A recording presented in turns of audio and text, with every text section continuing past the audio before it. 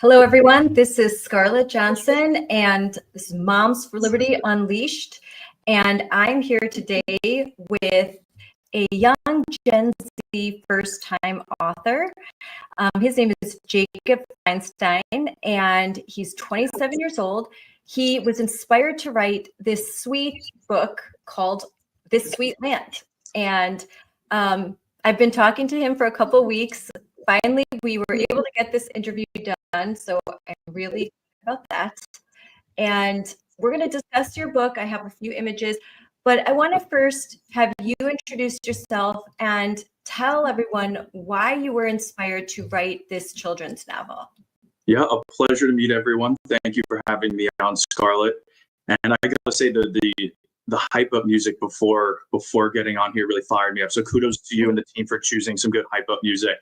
But so I wrote the book for a couple of reasons. So as you mentioned, I'm 27. I don't have a family yet. One day I'll have a big family, but right now I have 2 nephews and a niece under 5 years old. And I continue seeing this troubling content in public schools and libraries. Kudos to Moms for Liberty on being really a leader and bringing this content to the forefront. And it kind of dovetails into this really troubling statistic that I saw, where in 1998, 70% of Americans held that patriotism was a very important value. Today, it's just 38%. And so a country that doesn't love itself can't survive. And I wholeheartedly believe that America is worth loving, preserving, and defending. So you could either be upset about something and do nothing about it, or try to make a change. And so that's really what brought me to write This Sweet Land. And you were telling me, so you were raised in New York, so you're Yes. a New Yorker, but then you were in Chicago, and now you're in LA. Mm-hmm. And so hold on just one second. There's a little bit of a noise thing, and I can edit this. I was hearing a bit of an echo, so I just want to make sure that the settings are okay. Was it coming when I was speaking? No, when I'm speaking. Okay. Hello. Okay, it's better. All right, so that's fine. That's why I like to record, because then we can edit There you go. No, it makes in action. Justified in action. Get to do some things in action. So, all right. So Jakob, you are a native New Yorker, and now you live in LA. So you've gone from like one very woke area to another even more woke area. I'm not so sure. So what's your story? Like how are you sane? How are you a conservative despite where you've grown up? Yeah, Scarlett, I just follow the best politics in the country geographically.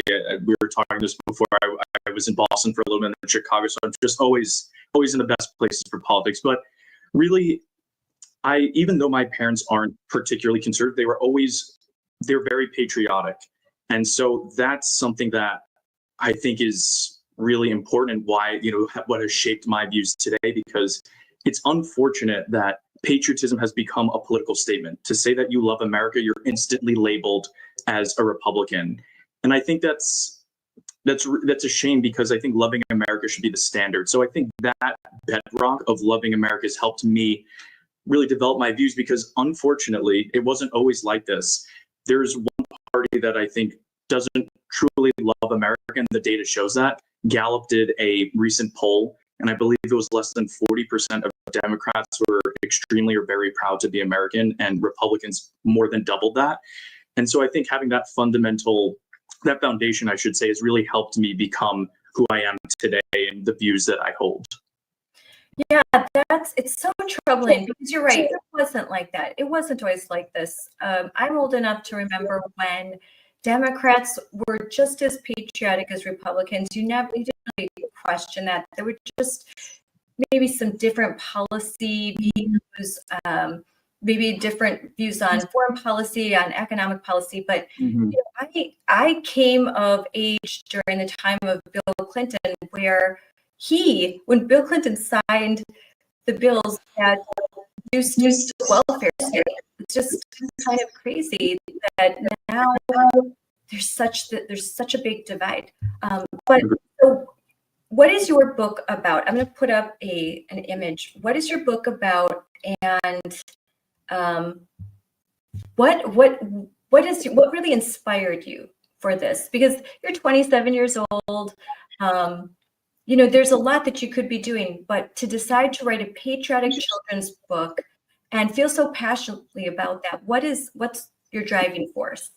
Yeah, I mean, so yes, this is the cover. I can't take credit for any of the illustrations. Todd Stahl did a great job. My great grandfather was an artist. He was a painter, and that talent completely bypassed me. But I think it goes back to what I opened with, is that a country that doesn't love itself can't survive. And so the best way to ensure that the next generation loves America is to educate them and to ensure that they have good reading materials. I've been speaking with Moms for Liberty chapter leaders across the country, and one thing that I consistently keep hearing is that even in the reddest of areas of America, it's hard to remove this from the bad content from schools and libraries. So ultimately, the best way to combat that bad content is to drown it out with good content. And that's really where I want the book to play a role, is that it's another tool that parents and educators can use to ensure that the next generation is growing up being proud of their American heritage. So you can see some of the illustrations that I have up, and this is really sweet. So describe this for me. Yeah, I mean, a lot of it, so funnily enough, people say, oh, this illustration kind of looks like you. The little boy's name is Ben. I shared a picture of me and my dad with Todd, the illustrator, so that's why there is a resemblance. But I remember from very early on loving to go to ball games with my dad, and my parents were always very much, you stand for the national anthem, you put your right hand over your heart, and you sing. And there should be no shame in loving America. And this is just a scene that I had multiple times throughout my childhood. Probably was going to be at Yankee Stadium or Citi Field, given it was in New York.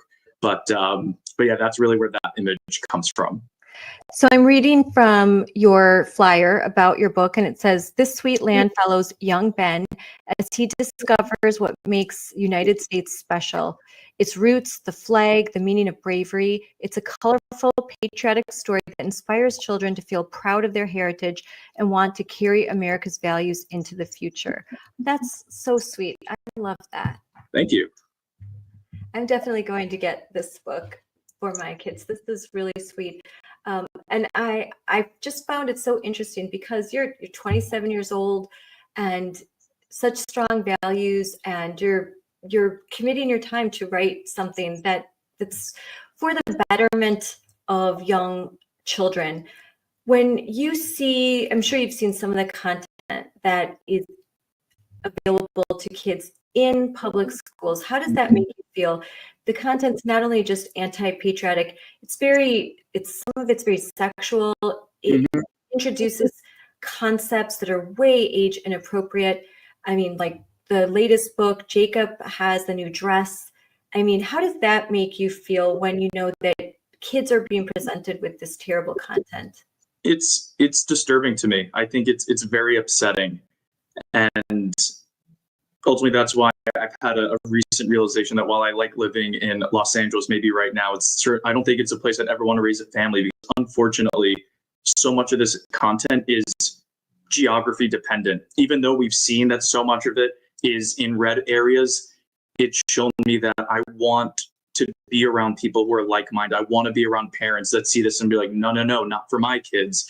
I want, to be in an area where there's a strong Moms for Liberty chapter, making sure that content like this never gets into schools, and if it's there, it's removed. So I would say it's very upsetting. It's just because to me, there's no better place to be in the history of the world than the United States. And I find it very upsetting that there's content out there that's making children feel as though this place is an awful place to be, or it's promoting them not to feel comfortable in the body that they have when they should be proud of the body that they have. So it's alarming. And that's why, unfortunately, we hear that it's hard to remove this content. And I'm hoping the book can just be another tool to drown out the bad content and could be presented, be like, you know what, this is a book that's uplifting, it's positive. We were talking about that. You're like, we want to do something positive and fun and light. This should be loving America and celebrating 4th of July and talking with your grandparents. These are all things in the book. Celebrating veterans. Veterans Day was yesterday. You know, these are things that should be make people happy. And so that's another part of the book. It should bring a smile. It should be proud of being American. Yes, books for young children should be happy. They should bring a smile. They should, you know, you can have a nice patriotic book. And you were at the Moms for Liberty Joyful Warrior Summit. Indeed. So what was that your first Moms for Liberty Summit? Yes, it was my first Moms for Liberty Summit. I'll give you a little background. As mentioned, I've been doing virtual events with a number of Moms for Liberty chapters and chapter leaders. I'm going to shout out two in particular who are like, you have to go to Summit. I was doing an event with North Carolina chapter leaders, Kelly Harris and Amy Kaplan. We were having a great conversation, and they were like, you have to go to Summit. Like, this is who you want to be around. Your book's people will love it. And so I told them there, and on virtually that I give them credit for really pushing me to go, because at first I'm like, am I gonna go? And then it turned into such an incredible weekend. I'm so happy I went.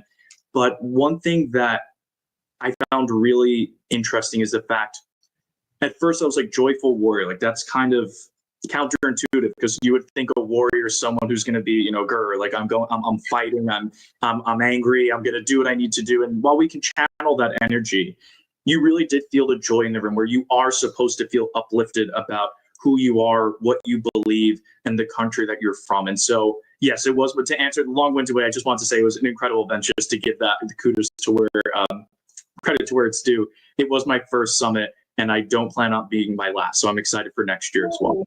Oh yeah, it'll be great. And so you in California, have you spoken to any Moms for Liberty chapters there? Yes. So I will give a shout out to another person who deserves a lot of credit, who really kicked this all off, Madison Miner of Orange County.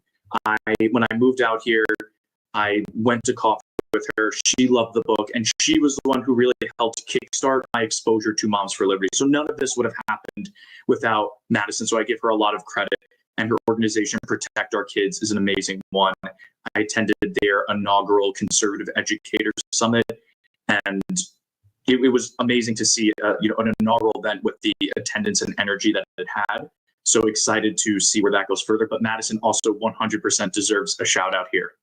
Have you spoken with Sonia Shaw, who's running for State Superintendent of California? She was at the event. She spoke. I haven't spoken to her personally, but she was a featured speaker at that educator conference. Well, I'll have to connect you, because she's a friend of mine.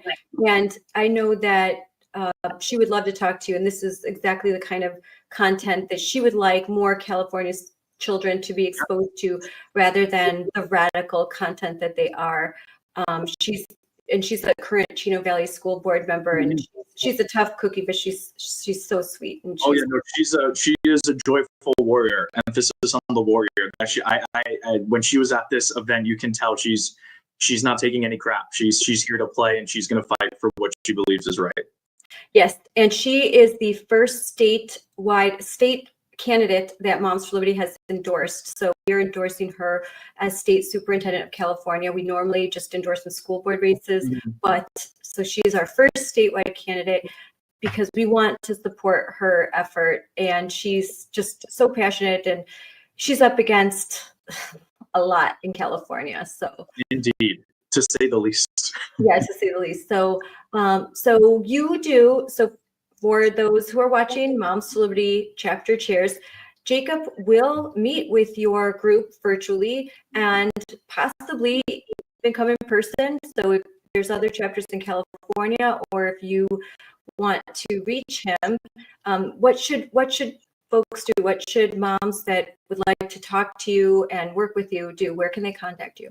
Yeah, I would say you can contact me. I have two social media platforms. I have X, and the X handle is Jakob, and I spell my name with a K. So if it like my son. Yes, we were discussing that. So it sounds like Scott and my parents are both Bob Dylan fans. Yes, and so my parents were inspired by Jakob Dylan, Bob Dylan's son, and that's where I have the K. So it'd be Jakob L. Feinstein on X, and then Jakob Feinstein on Instagram. If anyone is interested, please follow, shoot me a DM. Would love to continue engaging with Moms for Liberty chapters. All right, I am looking right now. I'm making sure that I'm getting this right because I'm going to put this out there because I want people to follow you, Jakob Feinstein. So just tell me, I'm going to put this up, and if it's spelled wrong, tell me. Is that right? That looks good. Yeah, just the F is capitalized and the J isn't. If you just for aesthetic purposes, Okay, yeah. if you wanted to change that, Because it should be all on, like, it doesn't really, let's see. There. Let's do that. Yeah, and I would just capitalize the L in between, and then we should be, everything else looks good. Yes, so capitalize that. I'll fix that. But and then where else can they follow you? On Instagram, and that's just Jakob Feinstein. There's no L there. Okay, so on those, and then they can DM you and talk about, doing a virtual event where you talk about your book. And then, so how is it going? Are you on Amazon? I am on Amazon. I could send you a QR code that you can flash on the screen. Yeah, send it to me. I'm gonna put it's hyper designed. It looks really cool. So I'll send that to you right after this, and you could flash that on the screen as well. Yeah, send it to me, and then I will put that. I can also put that out. I'll put that in social media promotions as well. Awesome. That's Nothing great. like a good QR code so that folks can get. Agree. It makes life a lot easier. Palm cards, so much easier. Just to have like a palm card or something, QR code, they can pull it up. But yeah, so here's the book. Are you going to be writing any more books? So yeah, I would like to. I have the shell of another one, but something I've learned, I'm a big reader. I love reading biographies, and I was a history major at school. And one thing that successful authors and people in general have done is focus on one thing at a time. So right now I really want to focus on This Sweet Land and making sure it can get the breadth that it deserves. And from there, we will work on other books. Well, the America 250 celebration is going to be huge. And I know we at Moms for Liberty, we are going to be doing a lot of work. So, so hopefully we can collaborate, because this is just the kind of material that we want to amplify and make sure that more American children have access to, especially as we celebrate the 250th birthday of our country. And President Trump is really, they're going all out, and we're part of a special committee. So the timing could not be more perfect for material like this. So I'm rooting for you, and I know that we at Moms for Liberty love what you're doing, and we want to support what you're doing, especially you're a young guy, and it's rare to see a 27-year-old that's this committed to country and to providing such wholesome, good materials for kids. Thank you, Scott. I genuinely appreciate that, and I would love to collaborate however I can. I was in DC 2 weekends ago for a wedding, and I was walking with someone along the line, and so I said, I need to be here on July 4th of next year. It's going to be, I think it's going to be a once in a lifetime opportunity and event. So very excited to see what comes of that.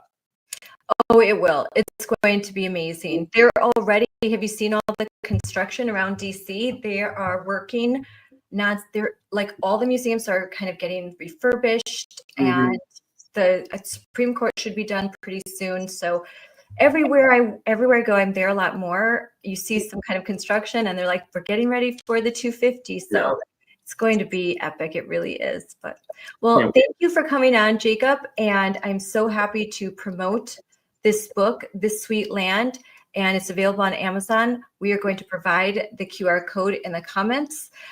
We're going to provide it when I'm airing and when I'm putting it on social media. And I hope that everyone gets a copy, even if you don't have young kids right now, like buy a copy and donate it to your school library, donate it to your local library. Buy 10 copies and donate it, because frankly, that's the best thing that we could do. I think providing alternative content is the joyful warrior way. You know, they often say, oh, you want to ban books, and we don't want to ban books. We just want things to be age appropriate. And a great way to counter this whole like lie that they spread about us is to provide alternative material that there's no one, Democrat, Republican, you can't look at this book and think, oh, I don't want my kids to see this image.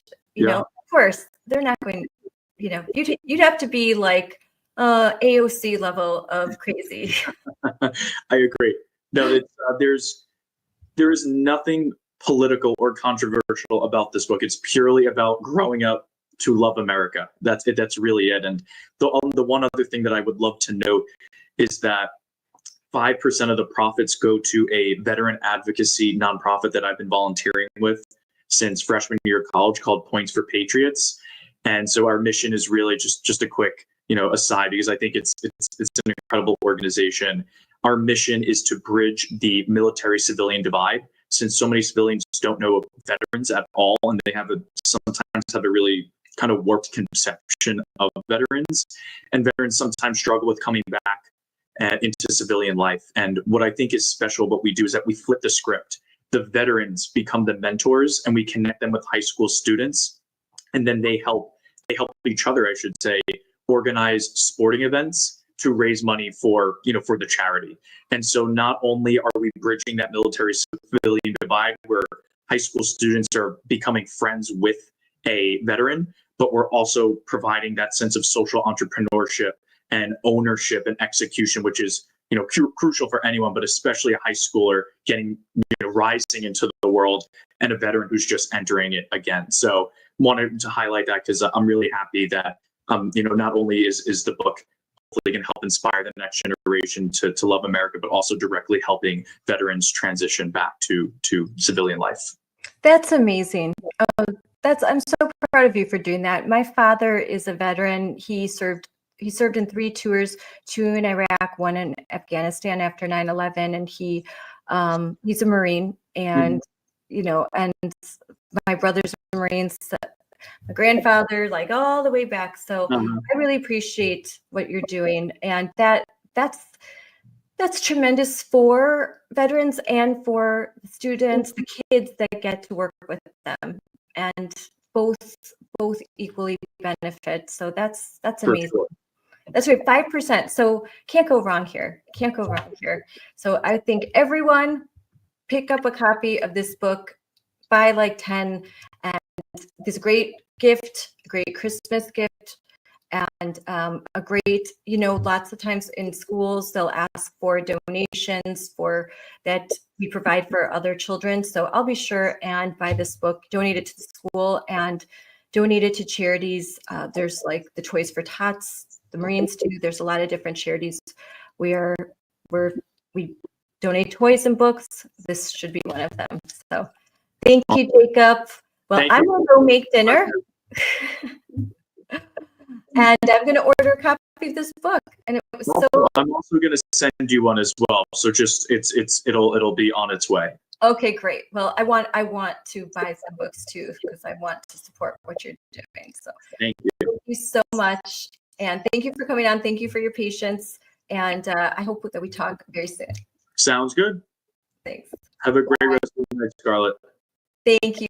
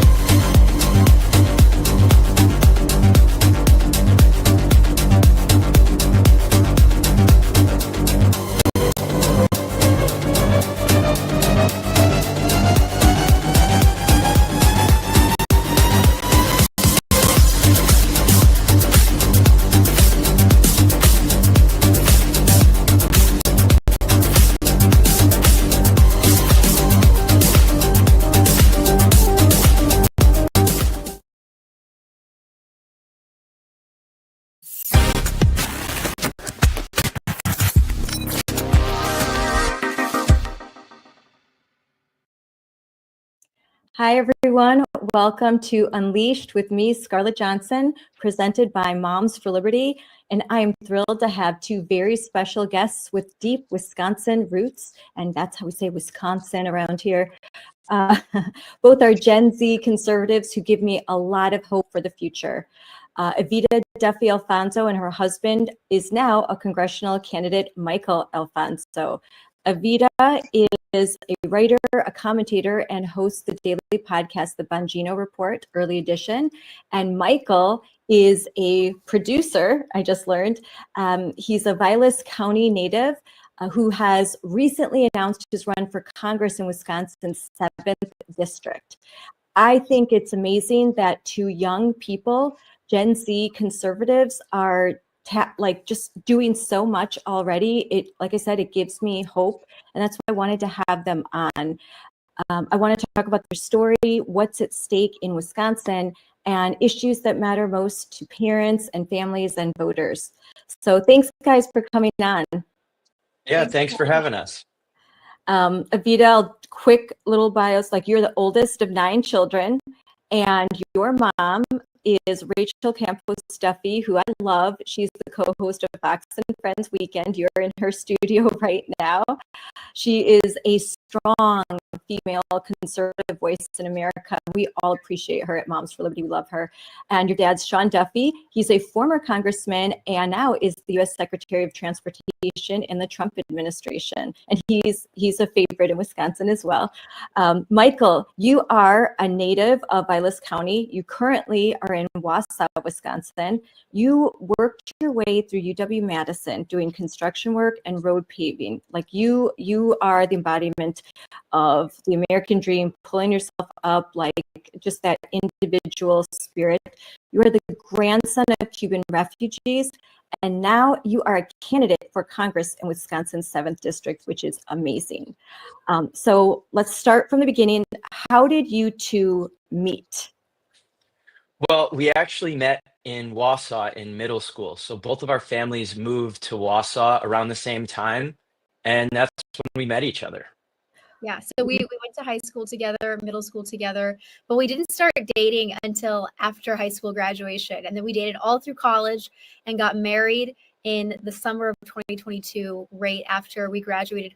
I graduated college, and President Trump was actually at our wedding, which was amazing. So it was a lot of fun. Oh, that's amazing. So where did you guys go to college? I know we said Madison for you, Michael. So I went to the University of Chicago, and so he would come on the weekends and visit and take me to dinner or whatever. So that's how we were able to keep dating, because it was how long of a drive was that, Michael? Like a couple hours? It was only about 2 hours, but you could get caught in traffic, so it'd get 3-4 hours. Yeah. But then, so I mean, your viewers know about this because everybody's a mom here. We got shut down during COVID, and so for half of our college careers, Michael and I were back home in Wausau with our families, and so that made it easier on our dating life, but also it was really hard education wise because we were defrauded out of our tuition dollars with remote learning. Oh yes, I had my son and daughter who were in college, doing learning at the house. And my son started off medical school virtual. Like his first year of medical school was completely virtual, which I just couldn't even understand. And but his second year, when they all finally met each other, they were still required to wear masks. It wasn't until his junior year that he's looking around and he's like, oh, that's what you look like. It's tough. It's really tough. It was hard on kids, on college kids.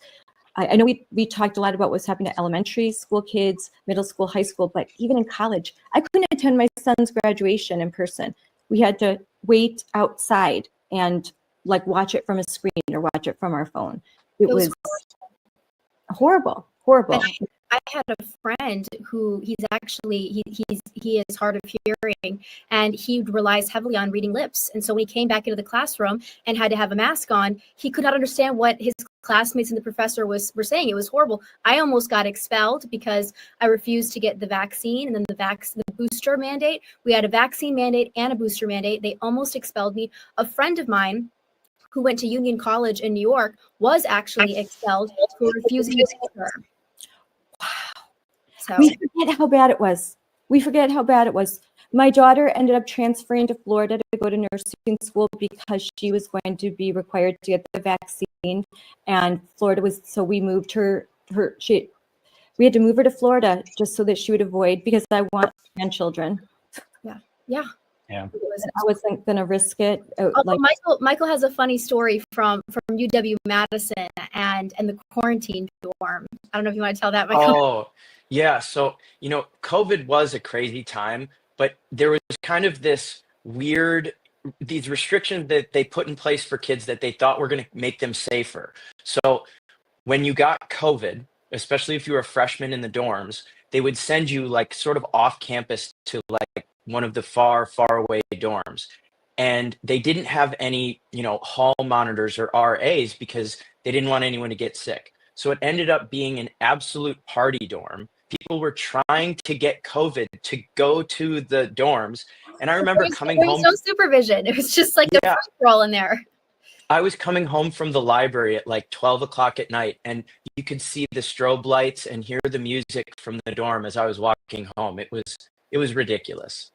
That's one I haven't heard. My son was in Madison, and I know they tried to do like the passport thing. Like he ended up having to get tested every 24 hours because the only way you could get into the classroom was through your phone, and they had to scan negative. And it was then they tried to do, didn't they try and do like a tattletale site, like yes, if you see someone say something, and it turned out that people were taking pictures. Yeah, it was a nightmare. Some of us may or may not have had really good friends who would prop a side door open for us if the passport wasn't working so we could get into class. But yeah, it was a nightmare. So at my school, we had a commie snitch list too, where they basically said, in order to attend class, you have to sign a document where you promise to turn in your professors and your classmates if you see them violating any university COVID rules or city of Chicago COVID rules. It was deeply, I don't know, collectivist and disturbing.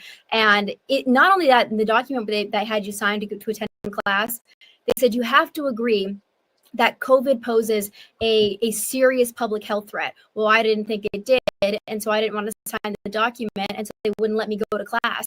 And it was a disaster. They made life really difficult for any student who didn't want to comply with an experimental vaccine mandate, the ridiculous mask mandates.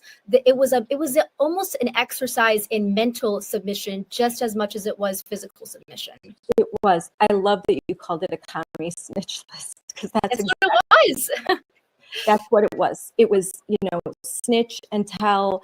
And I think that we can never forget what happened when they had this absolute power. When they had that power, the way that they tried to crush dissent, the authoritarian nature that came out, and the way that they just refused to care about children. And I have one of my daughters is on the autism spectrum with special needs, and they threw her under the bus. Like you said, all of her service ended, nothing in person for almost 2 years, and even virtually, the person on the other end was wearing a mask. Virtually. I am like, what? I'm like, I'm done with this. I'm done with this. I'm not participating in this insanity. Why would you be wearing a mask in a room that you are alone in as you are talking to my daughter who needs to see your lips moving, because this was speech therapy? It didn't. Yeah, it was crazy. It was completely unconstitutional, every single rule they put in place. And that's why, for the first time, young people were really smacked in the face with, oh yeah, it turns out no matter what the Constitution says, if you don't challenge these people, if you don't fight them, they're going to just do whatever they want. And I think you see a big movement of anyone that went through the nightmares of COVID, a massive shift to the right. So Michael, this must have a very serious effect on you, that you're very young, you're living in in Madison, which we call like the Socialist Republic of Madison. It's like I mean, crazy town in Wisconsin. Wisconsin, if you look at a map after an election, it's just red, red, red with little blue spots, but it's Yep. Milwaukee. Maybe there's a few other areas, but there's a concentration in Madison because it's our big university. It's a well-known university. I have kids that have gone there, and the leadership there is far, far left. So you went to school there, you saw something, then lived through COVID. Did you know that you would eventually want to run for office? No, I've never thought of myself as someone who would be a politician. Frankly, I was so disinterested with politics until politics became interested in me. And it's come to a point where I can't live my normal life the way I wish I could. And a big part of me running is to make sure that when I start having kids, they don't go through the same disasters that I had to. I hope my kids never even have to look at politics, that it becomes so simple for them. Do you feel like this is almost service? This is duty, that this is something that you have to do, not necessarily what you want to do, but what you have to do, because young people have to get involved, they have to participate, and they have to serve in order to save our state and our country? Yeah, it really is service. And I would say it's not just me who feels this way. I was actually at a Turning Point event. They were starting a new chapter in Wausau where Evita and I were, where we met. And it was amazing. There's so many young people, they want to get active and they're not sure how. And Turning Point is showing them, here, you can knock doors. It might be scary, just knock 5 doors. It makes a huge difference. But I would say you're seeing a lot of young people who have just made the conscious decision to be unapologetically conservative. Even if they don't go further than that, they're not curbing their beliefs. They're not going to hide in the back offices. They tell you what they think, and it's really encouraging. Now, Evita, you're his wife. It is a big deal to have a spouse running for office, but your dad did it as well. So this is something that you grew up with parents who serve. What was it like to be, as a kid, to grow up with parents that were well known, your dad, a congressman, and now that you're the wife of a candidate? So my dad was in office from 2010 for another decade, and he was wonderful, and he's actually was the member of Congress in the district that Michael is running in now. It's where both of us are from. It's where I was born and I was raised. And I loved being involved in politics at a young age, just to be honest. I thought it was so fun. I would rollerblade down parade routes. I'd go with my dad to dairy breakfasts and Lincoln Day dinners and Reagan Day dinners. I thought it was so fun. And in rural Wisconsin, I'm not like a Virginia member of Congress's daughter, so I don't get to go to all the fun DC events. I'm one of 9 kids, so we didn't have the money to constantly send us over to be part of that DC world. So I didn't even really know what that was about. I just loved the travel and the experience that gave me. And so I don't know, I'm so excited that Michael is running now. I think it's awesome. And I'll just say this, if you look at who are the young members of Congress right now, we're not being represented very well as young people. We have Maxwell Frost. He's horrible. He's probably one of the worst members in Congress at the current moment. So I think Michael would actually represent the growing number of young people, and especially young men, who are desiring a return to traditionalism. So I know what this job is about. I know how much hard work it takes. This is a massive district. It's the biggest district in the state of Wisconsin. It's one of the biggest in the country. And so I'm ready to support him in any way I can, be there, driving, going places, doing things to make it happen. I'm more than excited about it, and I know what it takes. Yeah, Evita is 100% right. Because I have worked many campaigns across Wisconsin, and I was a surrogate for Trump. When you are campaigning across Wisconsin, it is not the DC jet set life. It is going, but it's wonderful. I fell in love with Wisconsin going through it, and the area that you'll represent is so beautiful, and it is for Moms for Liberty. Our strongest chapters are developing there, our fastest growing. We are growing our leaps and bounds as more parents are becoming aware of what's happening in their schools. And what happens in Madison isn't staying in Madison. It's trickling into even more rural and suburban areas. But you go to state fairs, you go to farms, you're doing things in a community, you're surrounded by real people. Like, this is the fanciest event you're going to have is going to be with some bratwurst, which is amazing and I love it.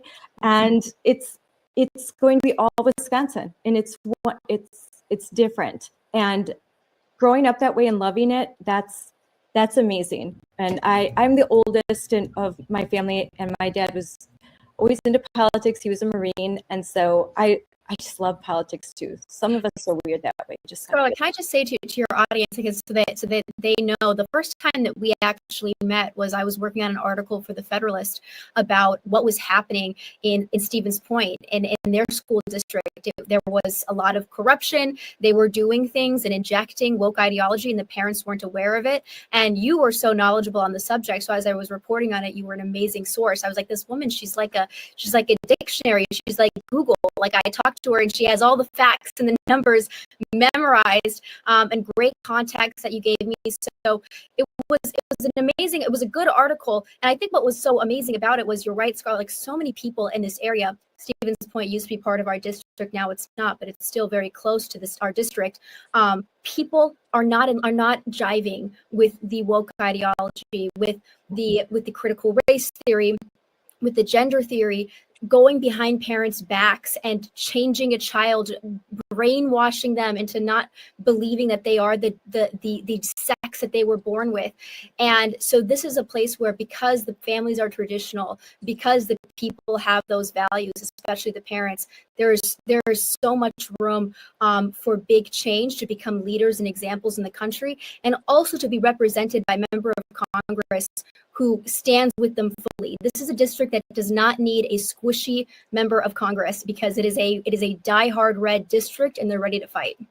Yes, it's a district that Tom Tiffany holds, and he's running for governor right now, and he's the leading candidate for governor. And so there needs to be a strong Republican in place, one that will vote like Tom did to support women and girls and protect women and girls sports. This is legislation that we absolutely must get across and this has to happen in Congress. We need this to happen. We need this to pass. We need protections of Title IX and the definition of sex, male, female, not the all-inclusive gender identity, which basically eviscerates Title IX and denies women their opportunities in education and in sports. So, Michael, I know I can guess that you are supportive of of Team Sanity. I'm completely supportive of Team Sanity, but something I would throw in there that I think is really important for anyone seeking office right now: we need Christian leaders who not just understand that it's crazy to have a man in women's sports. No, we need to understand where our beliefs come from. And if you aren't deeply rooted in your faith, you will get pulled by the DC madness. You will get talked into all sorts of crazy compromises. We need people who understand why we believe what we believe. That is 100% true. And you said your grandparents are refugees from Cuba. So you must have heard some pretty terrible stories of what it was like for them to live in a country that denied all Western values and Christian values. Yeah, it was horrible. Cuba went from one of the greatest places to be in South America, Central America, to practically within a decade being the worst place you could possibly be. And my grandparents were lucky enough to see the writing on the wall and to leave, but many people were trapped there. And I actually have extended family who I've never met who are over there. And I think when you see people like Zorhan Mamdani preaching free rent and free healthcare, that it can sound great, especially to young people who are struggling so much. But that's why we need leaders who say, no, this isn't you think you're just going to get free rent, free healthcare, cheaper groceries. That's not what happens. What happens is equitable suffering for everyone. And his message seemed like that's all everyone's been talking about. This message resonated with a lot of Gen Z in New York. And so providing that alternative message is so important. I mean, Evita, I know because you're on a show daily, Don Bongino. How important is it for us to have a message for kids your age? I have kids your age. Yeah, so I would say part of why Zoran Mamdani won isn't that he's a communist necessarily. It's that he's a populist. Zoran Mamdani was actually talking about how do we lower the price of rent? How do we lower the price of groceries? How do we make life in New York City more affordable? And that's a winning message. And it's a winning message, but it actually, if you're Zoran Mamdani, you're not going to get winning results. This, again, is what Michael said, it brings equitable suffering to everyone. We can message the same way Zoran Mamdani is on the right and actually deliver for people. That is what MAGA was all about, is all about. It's about lowering the cost of living. It's about making life better for regular working class Americans. It's about increasing those deportation numbers to increase the value of labor in this country. It's energy independence in this country. It's tax breaks for married couples with children. These are policies that we could implement on the right, that we could champion on the right, and we have been, but I think more of us need to do it, that actually speaks to populism, speaks to the issues affecting young people. Michael has been talking about really incessantly on the campaign trail the ability for young people to own a home. How do we make that happen? Right now, in the 1970s, a home cost 2 to 3 times the annual income. Now it's nearly 10 times the annual income. It's gotten out of control. And so we need to be talking about things that people actually care about, especially young people. Zoran's doing it. The only problem is he's not going to actually fix the issues. You're exactly right. There is the affordability crisis. That is real. And as conservatives, we have to understand that. I know Ben Shapiro would say facts don't care about your feelings, but sometimes feelings don't care about facts. And with the numbers that you mentioned, we need someone to talk to young people about what's happening in a way that they can understand. And the messenger has to be someone that they can relate to and feel like, okay, this person gets it. This person understands what I'm going through, and have those solutions. There are a lot of solutions out there that people don't know about because they're not in our echo chamber. And it's hard for us as in media. It's hard to get that message out because there is a concentrated effort to keep the normal American people knowing what's going on. Like what you said with Stephen's point. It should have been mainstream news. It should have been the cover of the Milwaukee Journal that Gigi Stahl is indoctrinating teachers, talking about furries in classrooms, like that. Litter boxes in the bathrooms. Litter boxes in the bathrooms. I know everyone. Oh, the thing that's never happening, where teachers are asking, "Are there going to be litter boxes?" I mean, in a professional development, that should have been front news, but it's not. It's not. Milwaukee Journal will just not talk about that. So we need people that will talk about it, and young people that are just legitimate. And so I appreciate that you are talking about these issues and working with groups like Turning Point, where that's the message that they are just trying to get to these young voters, these college age voters. You know, we have a different message, a message of hope, not one of fear, and not one where the government is going to solve all of your problems, because it can't. And in the attempt to do so, it's going to just destroy everything. Yeah, I couldn't agree more. And, that is really the key. It's small government. And the socialists like AOC or Zorhan, they get the easy, cheap, quick fix where they just add price controls. That's not what it is. It's actually a really long process. Part of the issue with Wisconsin particularly is the permitting process. You have to go through a local permit, you have to go through a state permit, you have to go through a federal permit, all different paperwork, all submitted to different agencies. It's really the government that is causing the lag in business. It's not government that's going to help it somehow. Yep. Yeah. And the government getting involved in lending is not a great idea. It's unleashing private enterprise. It's free market solutions. That's where we're finding answers. Just look at what the government gets involved in lending in the biggest portion: student loans. What has happened to tuition prices over the last 30 years. They've tripled, quadrupled. I don't even know, but it's ridiculous. Everything the government touches gets more expensive. And when they stay out of it, look at your cell phone plan, it goes down. Yeah, in the 80s, tuition was $2,300 in today's money, and now it's actually averages around $10,000 a semester. So tuition is out of control, and it's saddling our young people in debt. And by the way, a lot of their degrees are useless, so they're not able to find jobs. 60% of young people who graduated last year are still looking for their first job. This is a problem, and one that can be, again, truly addressed by the right, and the Democrats are talking about it and putting out some really terrible solutions. Yeah, and as you guys are closer to graduating college than I definitely am, you really know what it's like. But I have kids, and we talk about this, like the amount of debt and where they're going to go to college and what degree they're going to get. Because if you want a degree in education, you don't need to go to a private school and amass $250,000 of debt that will just continue. The interest will just keep growing and growing. It's a big issue that we have to deal with. There's no easy solution, and the government made the mess. They're not going to clean it up. Right now, I'll talk about what's happening in Mequon, Wisconsin. I'm sure you guys have heard that we have South American gangs roaming through my area of Wisconsin, which I moved to because it's so safe. This is an area where you didn't even have to lock your car door.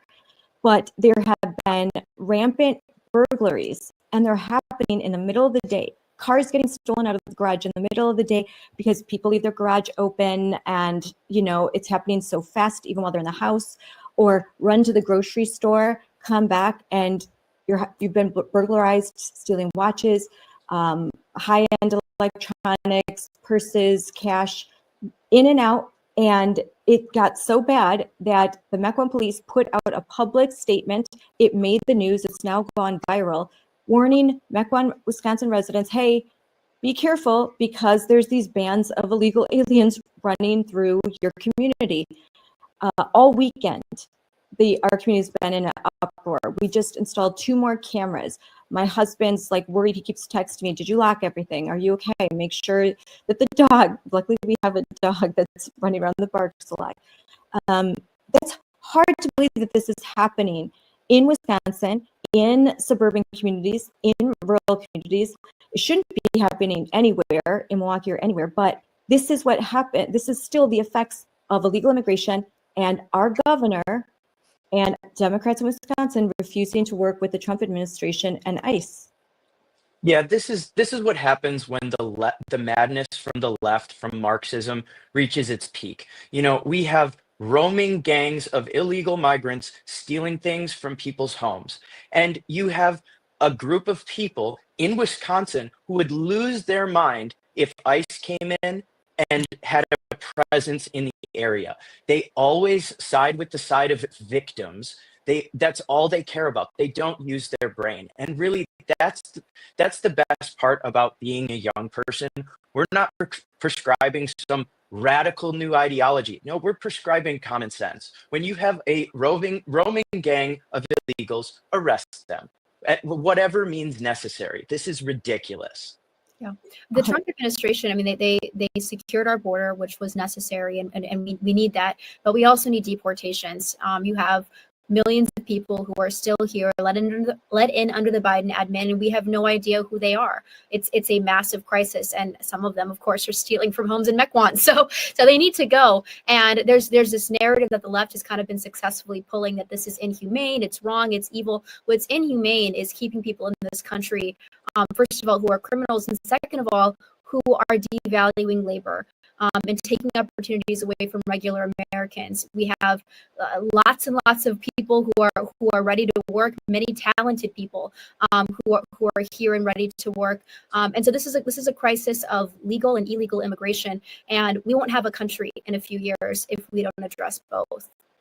So I have friends who live in Chicago, and they've told me, and I've talked to some people off the record, and the belief is that the Trump administration's success in Chicago has led to what's happening here in Mequon, that they've moved because ICE has been, the presence there has been very helpful for Chicago in reducing crime, but these crime rings have now moved to Wisconsin and other states because they've been driven out of Chicago. So glad for this success there. Welcome ICE to come here and to continue that. Like, I think the presence deters, like, it, you know, you don't feel as confident to do these things when you know that, okay, there's an ICE presence and I will be deported. And so a lot of the crime will then move to another area. So I think this approach by the Trump administration has been successful.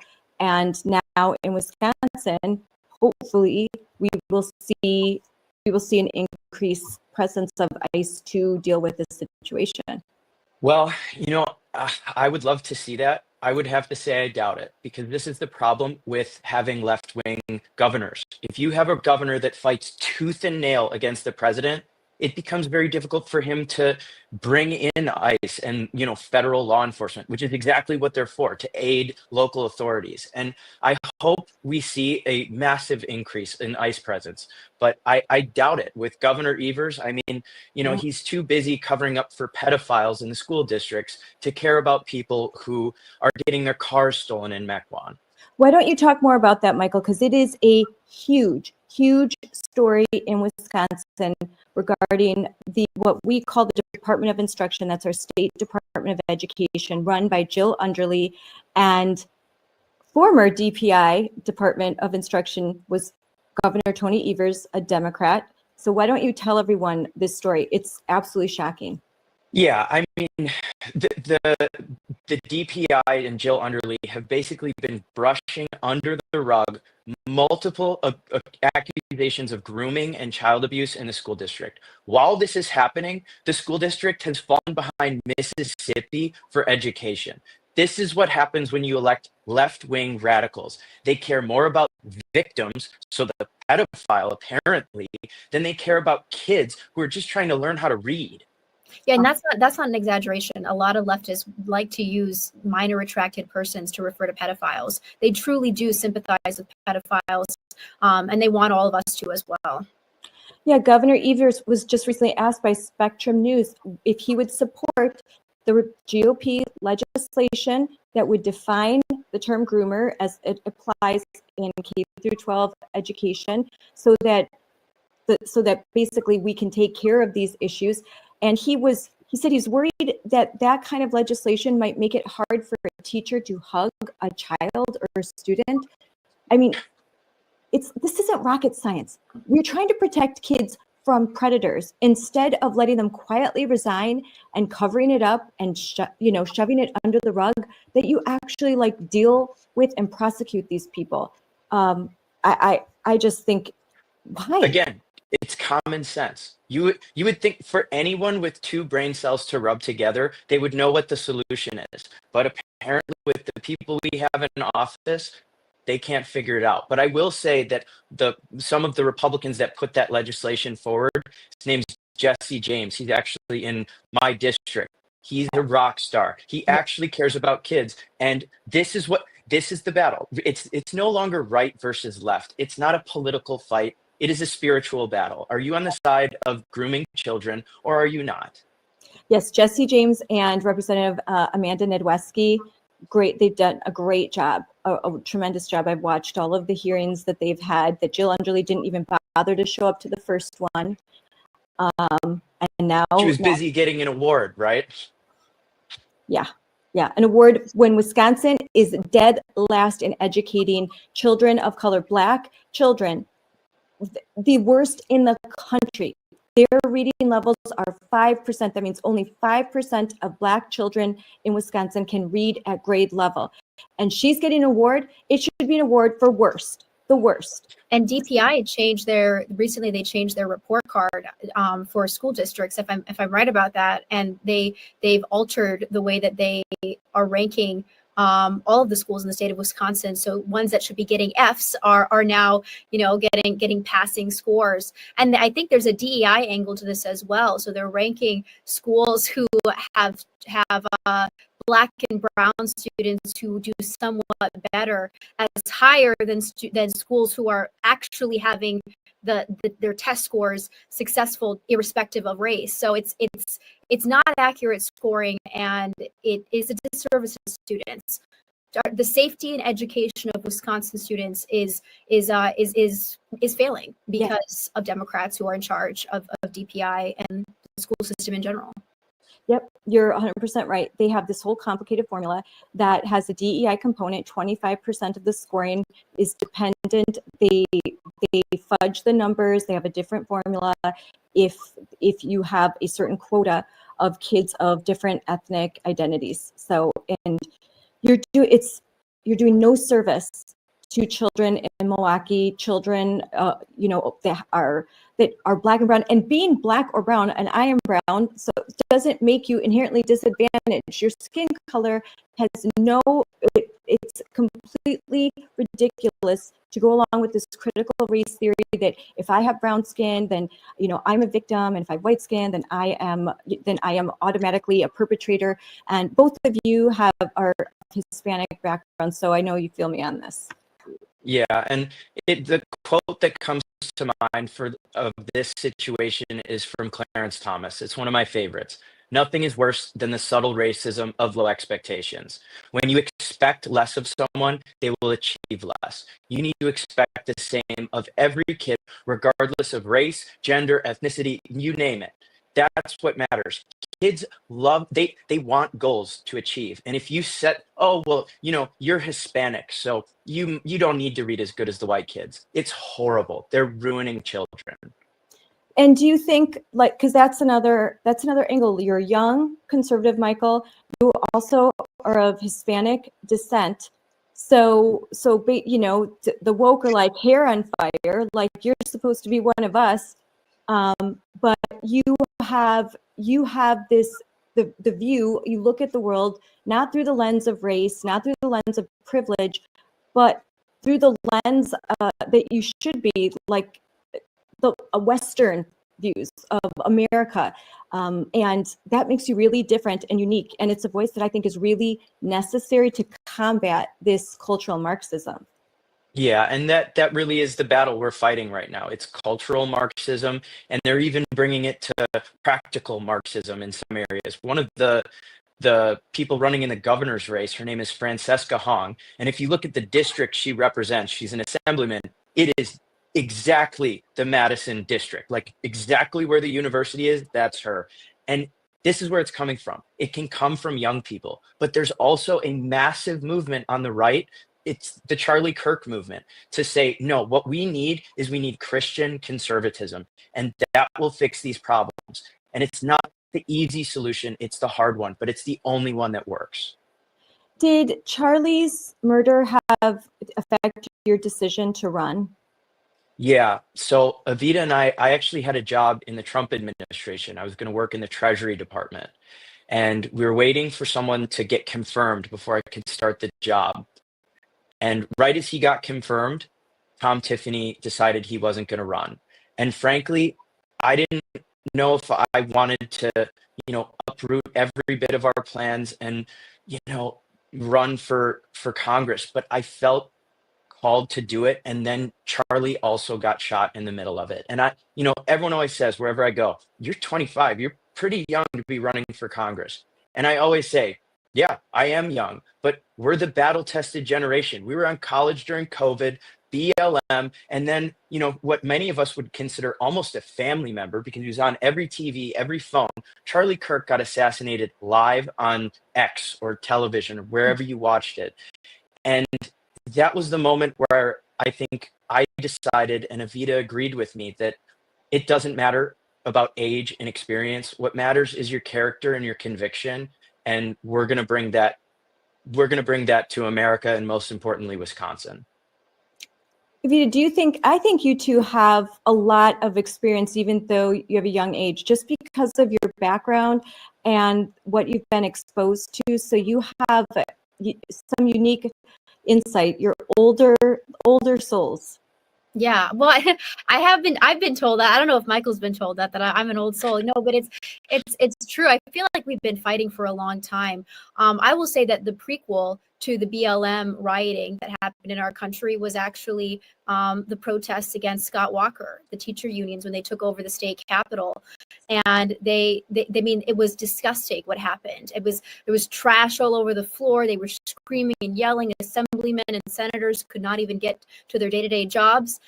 When my dad was a member of Congress at this time, and he had to be police escorted to fundraisers or just events that he was doing with Governor Scott Walker because it was that bad. This is how leftists behave. They have no respect for our country, for our founding, for our heritage, and in fact, they hate it. And Michael and I understand that really deeply because we watched many of our classmates descend into the cultural Marxism madness. In Chicago, they burned the city down. In Madison, I mean, I was a student journalist. We were walking through the streets, and every building was boarded up. There was graffiti everywhere. Business owners were terrified. The students acted like lunatics, and there were no consequences. There were no consequences for the health experts who lied to us during COVID. Michael's right when he says that we're a battle-tested generation. We have seen a lot, and the jig is up. And I think that we're ready to fight. And I think Charlie Kirk was a tipping point for us and for a lot of other young people to say we're not going to just sit back and let our generation descend into madness, into the lies of Zohar Mamdani. We're actually going to represent something different. I agree. I think that we have to pass the baton. We have to allow young people to start to, with their fresh set of eyes, look at the problems and come up with different perspectives. You guys are the future, and we should be encouraging and celebrating the fact that you're willing to make this huge sacrifice and run for office, because it is a real sacrifice. It can be a lot of fun, but it's a lot of work, and that we're always trying to get Gen Z and younger people involved. And so when they are getting involved, I think we should be extremely supportive and open to their message, because it's the message of the future. We appreciate that. I love all the support that we can get. Yes. So in closing, and I know Michael will and Evita, I'll see you a lot in Wisconsin, which is awesome, because we are going to be getting very involved in the 2026 elections. Moms for Liberty, Wisconsin. We have a legislative day, February 3rd and 4th, and you all are invited for sure. I'll give you more information. We're inviting all the candidates. We invite the Democrats too. Sometimes they show up, and I would love for them to watch one of my presentations about what's happening in schools, because it would blow their mind. I think blow their mind. But they come in and then they usually leave after 2 minutes, like, this isn't happening. It's like, yeah, well, I brought the receipts. These images are direct from what's happening in classrooms. But we would love for you guys to join us. And so there's an open invitation. But I'm thrilled that you are running. And in closing, I would like to know, as Wisconsin is watching closely, and now this is going out nationwide, what is your message that you want to give to the families in your district, the parents in your district, and across Wisconsin, across the country? I would say, specifically for the people in Wisconsin, stay strong. We have a weak governor right now. It can seem like the world is falling apart. It's not. And I would say, remember that although we got our guy in 2024, we have a very, very important set of elections coming up in 2026. In April, we have the judge coming in. Her name is Maria Lazar, and we need to get her in because we can't do anything when we have judges legislating from the bench. And then we need to get Tom Tiffany in. I would even jokingly say, don't vote for me as long as you vote for Tom. That's what's most important for Wisconsin. And really just stay strong. It's going to get better. And I think you vote all down ballot. Definitely vote for you too. But that April election, that's also school board elections. Those are the nonpartisan elections in Wisconsin. They're separate, but you're right. The election Nonpartisan. Nonpartisan. I know it's annoying. it's not nonpartisan, but yeah, Maria Lazar is running in that very important state Supreme Court race. And then your election is coming up. No, this would be November, and we'll see how primaries and all of that go out. But so Evita, how important is the 2026 election? Well, it's essential. Right now, President Trump has a lot of executive orders. We need to get members of Congress in to continue to actually implement these executive orders into law. Otherwise, whoever comes in next could tear down everything good that President Trump has done, and that includes protecting women's sports. So this is across the board, tons of issues. We need to maintain our majority in Congress, at least in the House. And the other thing that I will say just about Michael, I think it's really important that we elect Republicans, we elect conservatives, but more importantly, that we elect people who are good people. And I can shamelessly, because I'm his wife, I can tell you that Michael is somebody who is worried about his soul, and everything that he says and does, he is thinking about what comes next. And that's the kind of person that you want representing you, who is really thinking about the next life, which is what really matters, and will act on it. That's how you have good legislatures, good people who are willing to do what's right in positions of power, and under a lot of pressure. I think that's great. That we need to look at character and not just say, oh, what is your view on the policies? Because Michael, if you are conservative, everything you are saying, it rings true. So what else do you have to offer? And the fact that you are young, you're idealistic, and that you are a Christian, you are unabashed about that, and that you have a message that you're giving to other young men your age, which is similar to Charlie's, which is love God, get married, have kids, and devote yourself to a cause that's greater than yourself. Don't get lost in the material world. You have a higher calling. So I appreciate that. Well, thank you. And that really is the defining thing in every decision. First, it's America first, and second, you always need to remember that there's something after this, and that it doesn't come down to the next election or even the current election. It comes down to what's right and what's wrong. Yes, that's 100% right. Well, thank you guys for joining me. I'm so happy that you're running for office, Michael. I was so pleased to read about it on social media, and that's why I contacted right away. Because I just want to see conservative Gen Z serving in office and taking the lead and us passing the baton to the next generation. I think it's really important for the survival of our state and our country. Yeah, well, that means a lot. Thank you so much for having me. And if anyone wants to look at the website, we have all of our issues all laid out and how we're going to address it. It's Alfonso for Wisconsin. And I'll make sure I put all that up in comments and links, ways that they can contact you, your website, and everything they need if they're interested and if they live in your district, especially, so that they can know what you're about and spread the word. Well, thank you so much. Thank you so much for having us. You are amazing. I'm sure your viewers know this, but you are a champion for women, for children in our state, and we are also grateful to you. Oh, thank you so much. That's so sweet. Thank you. Yes. All right, guys. Well, thanks for joining me for this episode. And I'm sure I'm going to have you on again, because there's going to be some crazy things happening in Wisconsin. We're going to be a battleground state. And so it's going to be fun. Awesome. Thank you. Yeah. Thank you for having us. Bye.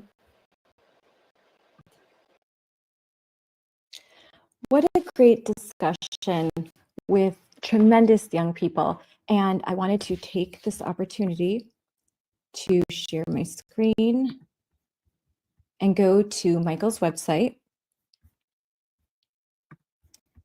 So here, let's go right there. There we go. We'll add some in.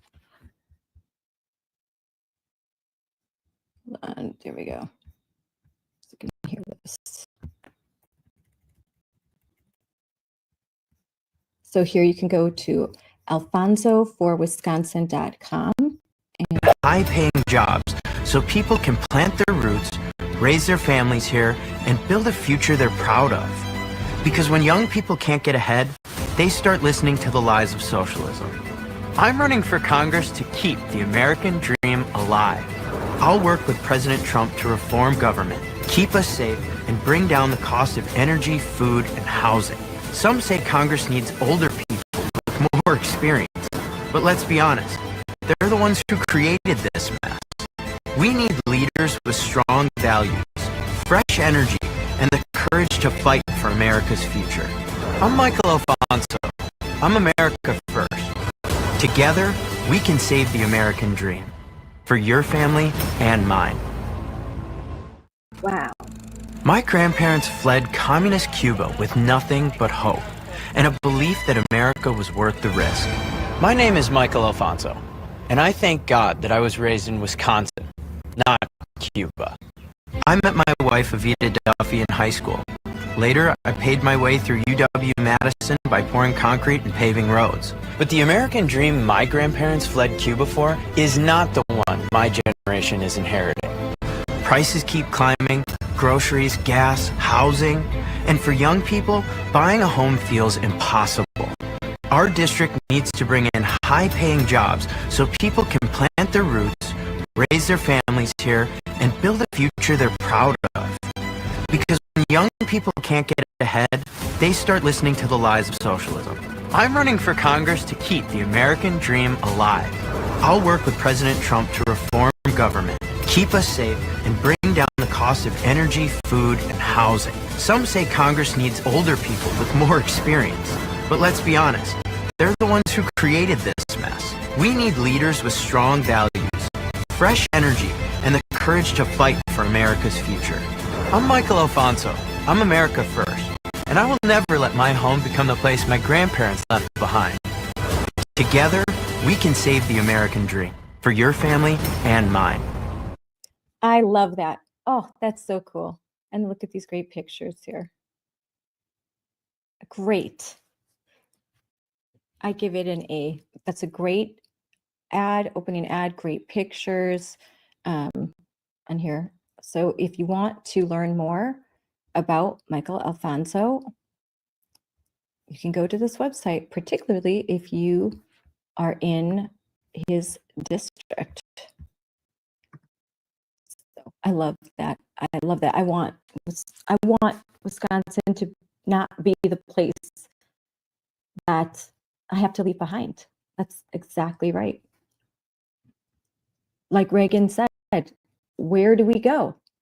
If we lose freedom here in America, where do we go? There's nowhere else to go. This is it. This is the last stand for free enterprise, free markets, freedom, liberty, all of that. So we've got to fight, and it's so great to see young people that are willing to do so. Here's some images speaking at local events. And there with his father-in-law, Sean Duffy, who is currently working in the Trump administration. He's the Secretary of the Department of Transportation, and he is a former congressman of the same district that Michael is running. And here is Evita Duffy.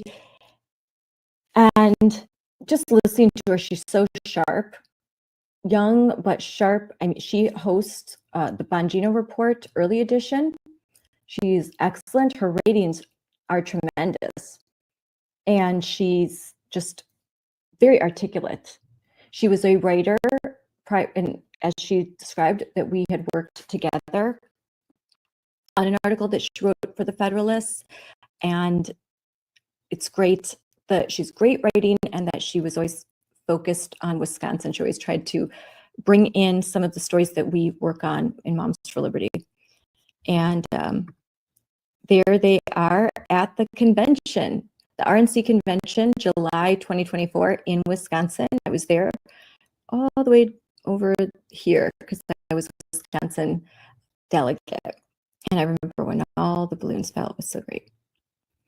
And so, oh, and I want to put this picture here. Here he is, he's with Turning Point, Brett, who I've had on the show briefly when he was doing some door knocking in Arizona. He started off as a state leader in Turning Point. He is now already moving up to be a national leader. And then here are some of our other friends in Wisconsin that work for Turning Point, and there's Michael. And it's great that he is providing such a good example to Generation Z men. So again, if you want to learn more about Michael, then you'll go to his website. And Evita, let's see, I'm going to get some of the, I always want anyone who's listening to the guests that we bring on, make sure that you follow them, you subscribe, like, because they are all tremendous. You can follow Evita right here on X at Evita Duffy_1. So be sure to follow Evita on X at Evita Duffy_1. And you can follow Michael Alfonso, running for Congress in Wisconsin, at Mike Alfonso Wisconsin, right here. And so go ahead and follow these amazing young Gen Z warriors for Wisconsin and for the country. They're doing great work. So thanks for joining me. I'm Scarlett Johnson, and this is Moms for Liberty Unleashed.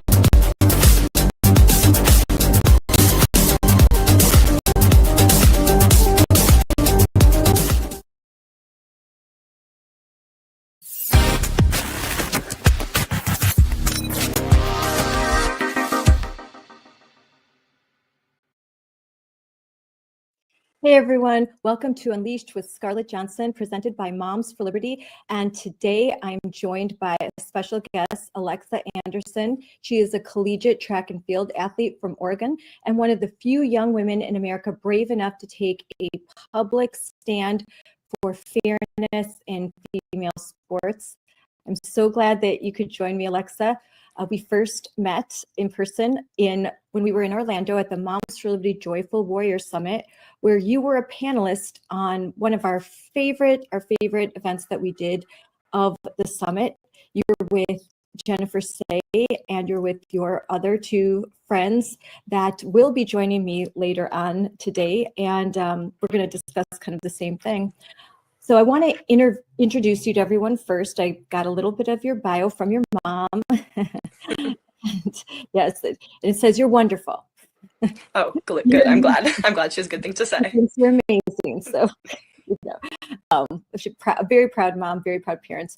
You are a student athlete from Oregon. You're originally from Oregon. You compete in track and field for the University of South Alabama. You were an Oregon high school state champion in the pole vault. Trouble speaking much, yeah. And finished off your senior year 8th in the nation. That's really impressive. Since then, you've become an advocate for the protection of women's sports after taking a stand against Oregon's allowance of biological males in the women's sports division. So that's like just a little nutshell, but there's so much more to learn about you. And I want to talk about the fact that you were just recently given an award. That is very prestigious. But let's start off with just to talk about yourself, like when did you start playing sports and what has female sports meant to you? I have been an athlete from as long as I can remember. My parents put me into gymnastics when I was young. I was just that crazy, energetic kid that needs somewhere to go. So I was a gymnast for about 9 years until my freshman year of high school. And then from there, I moved on to play volleyball and track and field for my entire high school career. So in track and field, I do the events of pole vault and high jump mainly. And then I did volleyball my entire high school career. Now I do track and field in college. But women's sports has been so crucial to me growing into who I am. It's really been a safe space for me to not only grow as an athlete, but grow as a person and learn about my independence, motivation, time management, all these different skills that it has given me that have helped me get to where I am today to be a collegiate athlete. So now you talked that you were in gymnastics young, and I'm the mom of 4 girls, and they have all been in different athletic, things. One, my oldest daughter, she was really a really good ballerina. She was very into ballet when she was little, since she was 2 years old, and all the way up until high school. I have another daughter that plays basketball. She's in high school, and she's been playing basketball since she was in kindergarten. I have daughters that have played, all sports. I have one that's now, she's really into cheer, track and field. My son, soccer, tennis. So it's a huge commitment, right? Since you're little, like when you were involved in gymnastics, what did that entail for you?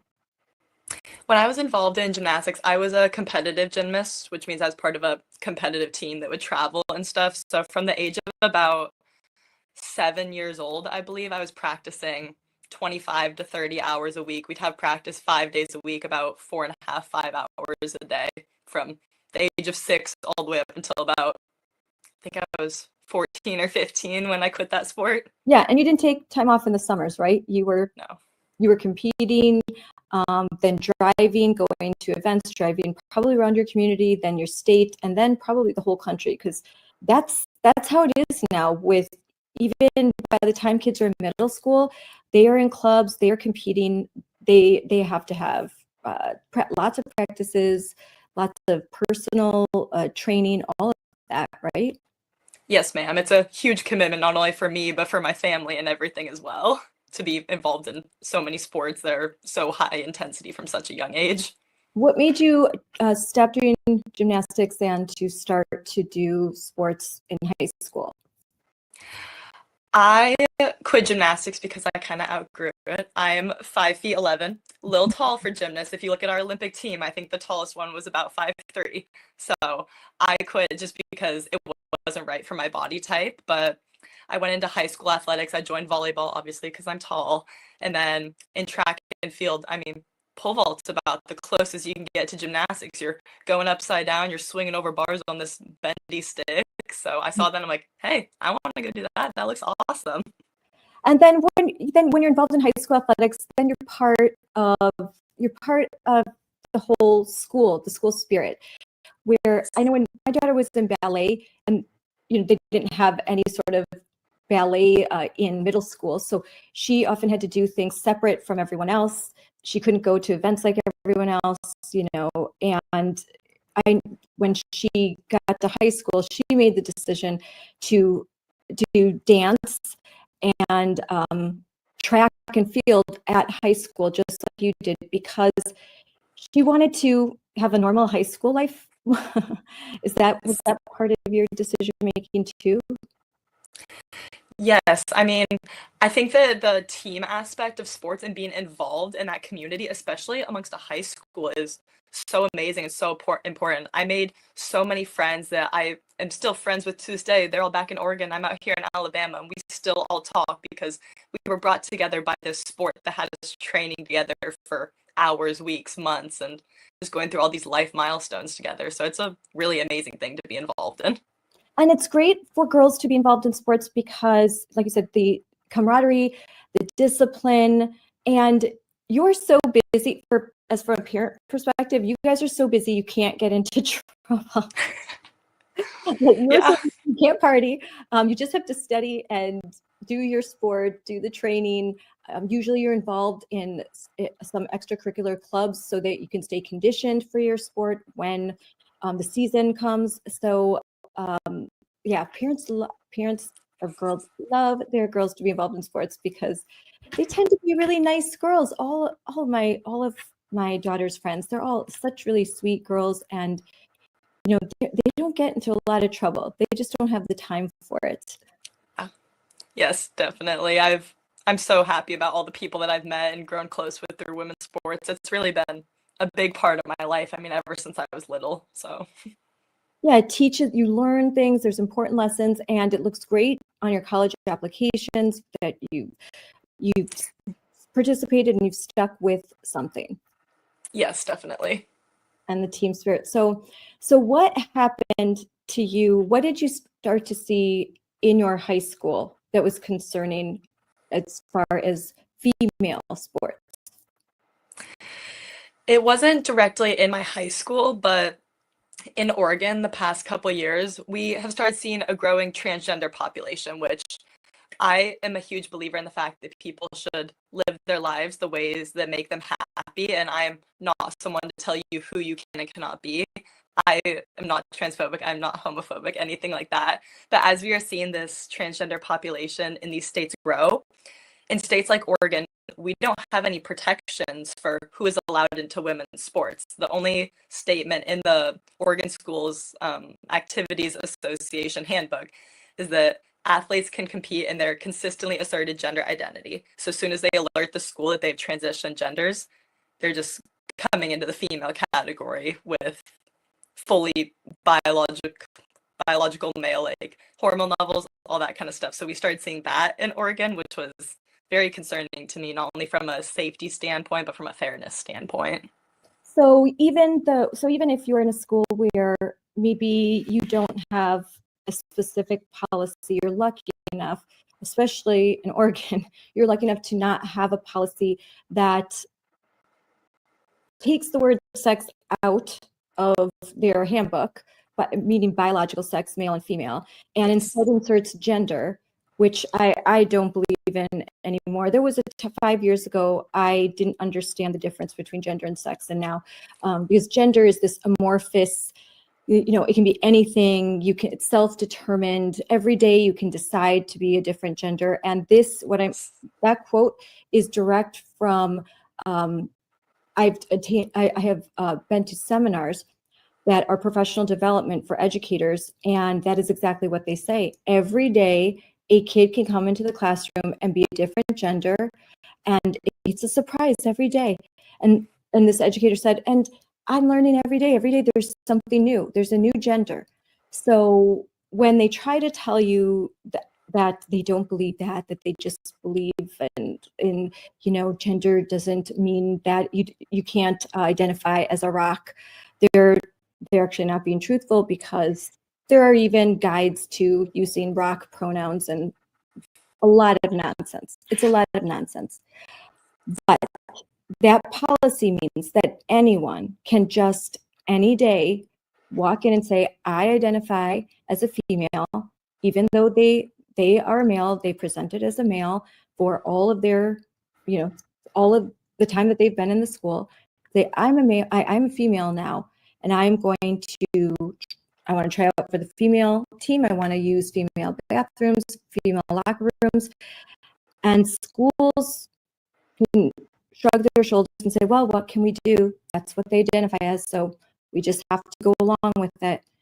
And that is something that you heard about, but you didn't see in your own school. So when did you first have to compete against a biological male? I first competed against a biological male this past spring in the 2025 track and field state championships. There was an athlete from another school who I was aware was transgender, and I had found out had made it to this meet, and that was the first time that I had competed with them. Wait, and did you know ahead of time that this person was going to be, I'm going to bring up the news story. Did you know ahead of time that this person was going to be competing with you? Yes, ma'am. They had been competing in the women's division all year. I just hadn't personally competed against them. And so here, I'm pulling this up. There we go. So this was about 5 months ago, correct? Yes, it was in May. In May. So so what happened? So describe to us who we weren't there. Now, I'd been watching this story, and I know that there were members of Moms for Liberty and other parental rights organizations that started to attend these events because this became just a huge viral story, such an obvious injustice. So describe the events of the day. What happened? Yeah, we went into the meet just like you would normally start it out. We all competed, we jumped. I know that I personally, as well as several other girls, had considered not even competing at this meet because we just didn't feel that it was fair. But at the end of the day, I chose to compete not only for myself because it was my senior year, but for my team because I was in a place where I could score points to help out my team. And that just wouldn't be fair to take away that from them as well. So we decided to compete. I took third. Reese Eckerd, the other girl who stepped off the podium, she took fourth. And the transgender athlete tied for fifth. Me, Reese, and several of the other girls were kind of talking. We were very upset by the lack of protections that the people in Oregon haven't given us girls in our sports. And we all kind of talked about what should we do? So Reese and I decided we're going to step off the podium. Like, we're going to send a message that this isn't a fair competition. This isn't fair protections for all of us girls. And there are so many girls who are going to be losing opportunities, losing titles, that kind of stuff to biological men. So many other girls had said they were going to step off the podium with us, but in front of all those eyes, it was really scary. So Reese and I ended up stepping off together, and I'm very grateful that she was by my side for all of this. I know, at least you had some. I know I'm going to play right here. I'm going to play a little clip that's on, and I don't know if everyone will get here. Let's try and get this. It's our top five Sydney 6'8" girls high jump. In 8th place from Lincoln, Lily Mather. In 7th place from Prince Pass, Callie Brandis. A tie for 5th place, Grant's Carly Gendritza. Also in 5th place for Maddie Wells, Leah Rose. 4th place honors to Sherwood, Reese Eckerd. In 3rd place from Tiger, Alexa Anderson. Your runner-up from South Bedford, Paige Shipper. And your 2025 16 girls high jump state champion, she jumped 5'1" for Mountainside, Catherine Phillips.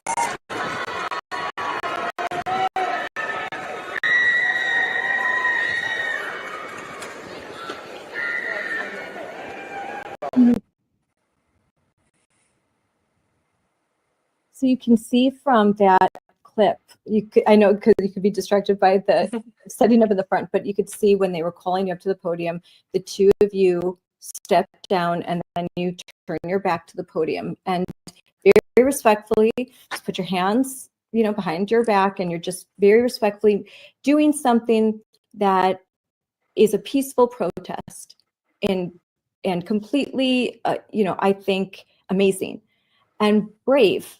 Because like you said, look at all of those people around you. And you decided you just had to show, you had to say something. You had to say, like, this isn't right. I can't go along with this. So what happened afterwards? Yeah, afterwards, we stepped off the podium. An official kind of told us, you guys need to get out of the way. We're going to take some photos. So we got out of the way, which is kind of upsetting because we weren't allowed to kind of protest and use our First Amendment rights. But after that, we left that meet. I honestly didn't think anything was going to come of that. I was like, oh, 2 high school girls stepped off the podium. No one really knows why. No one probably really cares. And all of a sudden, I get all these messages like, Riley Gaines is reposting what we did. And all these other people are just reaching out with support, saying like, hey, we saw what you did. Congratulations. Thank you for standing up. And it has just turned into this really amazing thing. And I'm so happy to be a part of this movement, the movement to protect girls' sports, along with so many other inspiring girls. Yeah, it became a very big deal because of social media. Yes. There was a recording of what happened. A powerful moment in Oregon when two female high school track stars refused to share the podium with a biological male athlete at the state's track and field championship back in May. So we're going to get back to this, but just to see, that's a better, clear picture of what you guys were doing there. And I've got right here. So here's a kind of close up.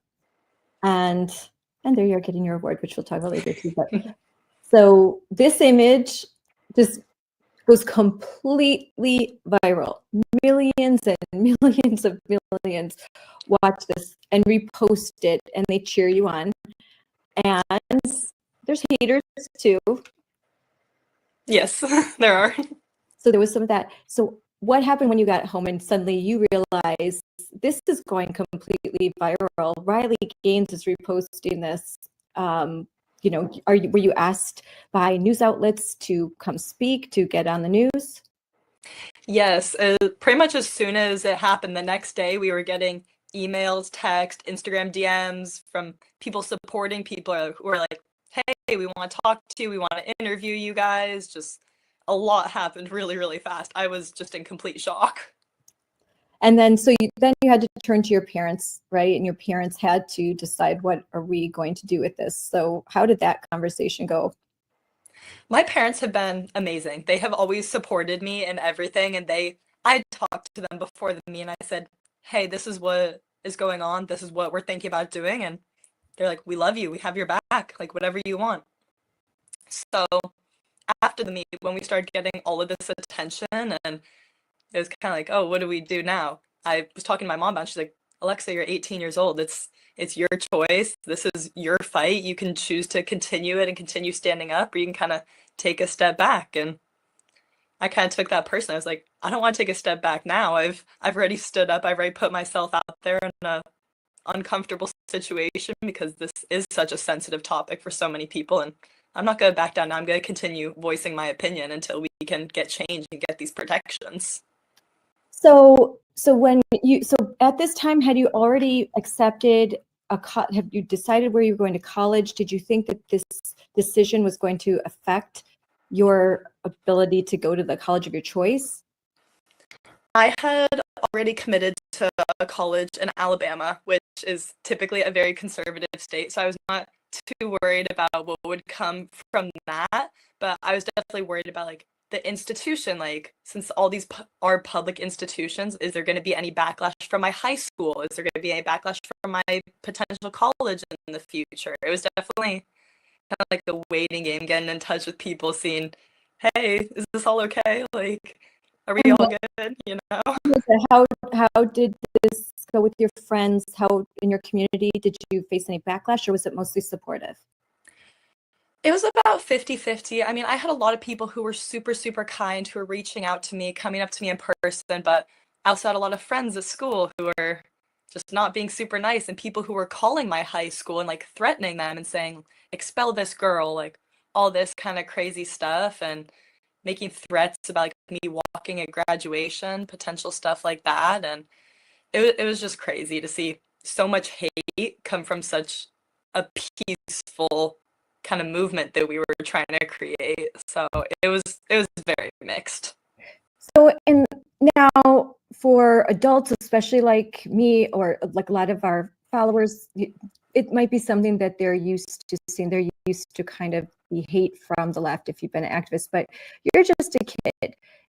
Have you ever experienced anything like this before, where you're getting DM'd, messaged, emailed, like vile kind of hateful messages? No, never. Honestly, I didn't think that was something that ever really happened. Like, you see it, you hear people talk about it, but just in my mind, I could never imagine seeing someone standing up for what they're believing in and then just going to their Instagram and sending like a horrible, hateful, threatening message. Like, I could just never see that happening. So it's really hard for me to just open stuff up and see all these hateful comments directed at me, because I could just never imagine doing that to someone, even if I disagree with them, you know? So it was crazy. Even this athlete, you didn't say anything mean or untoward. You've never attacked them personally. You've never even through like the keyboard warriors that have no courage. Like, you've never done any of that, even if you disagree with them, even if you don't agree that they as a male have any right to participate in female athletics and unfairly.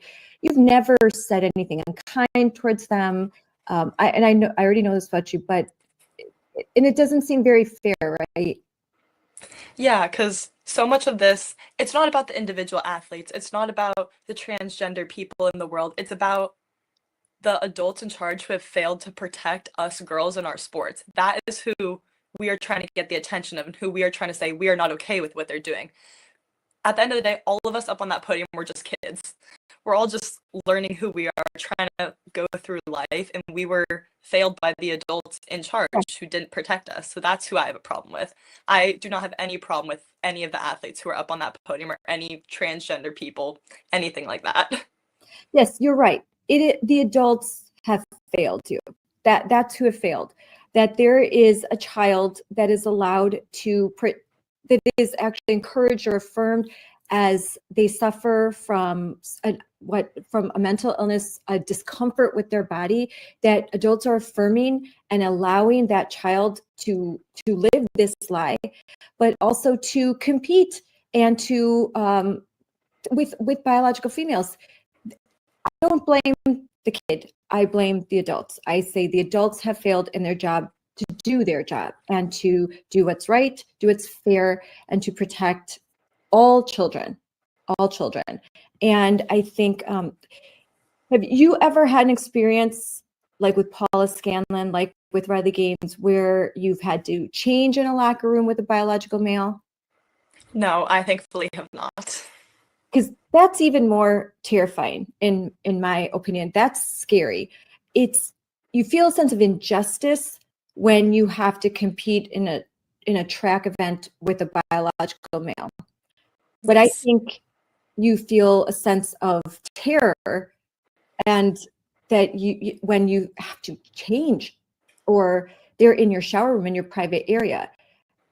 Yes, that just, it would feel like an invasion of privacy to me. I would feel very uncomfortable just not having someone of my same sex in a locker room that's supposed to be a protected, a safe area where we can change and kind of do all of our stuff. Just the fact that biological men are allowed to do that and can just say, I feel like a girl, I'm gonna go into this locker room today.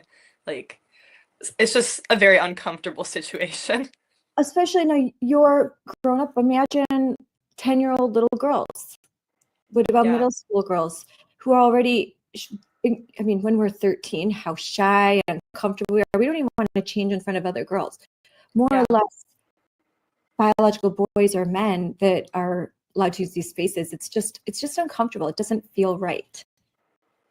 Yes, definitely. And it can be unsafe, especially if it's someone who's coming in there with ill intentions, who just sees this as an opportunity to get into women's spaces. That's really what I think a huge problem is these people who aren't even transgender, who just see these as opportunities to come into women's spaces and do stuff like that. I think that's really a big problem, because that's a safety issue for everybody.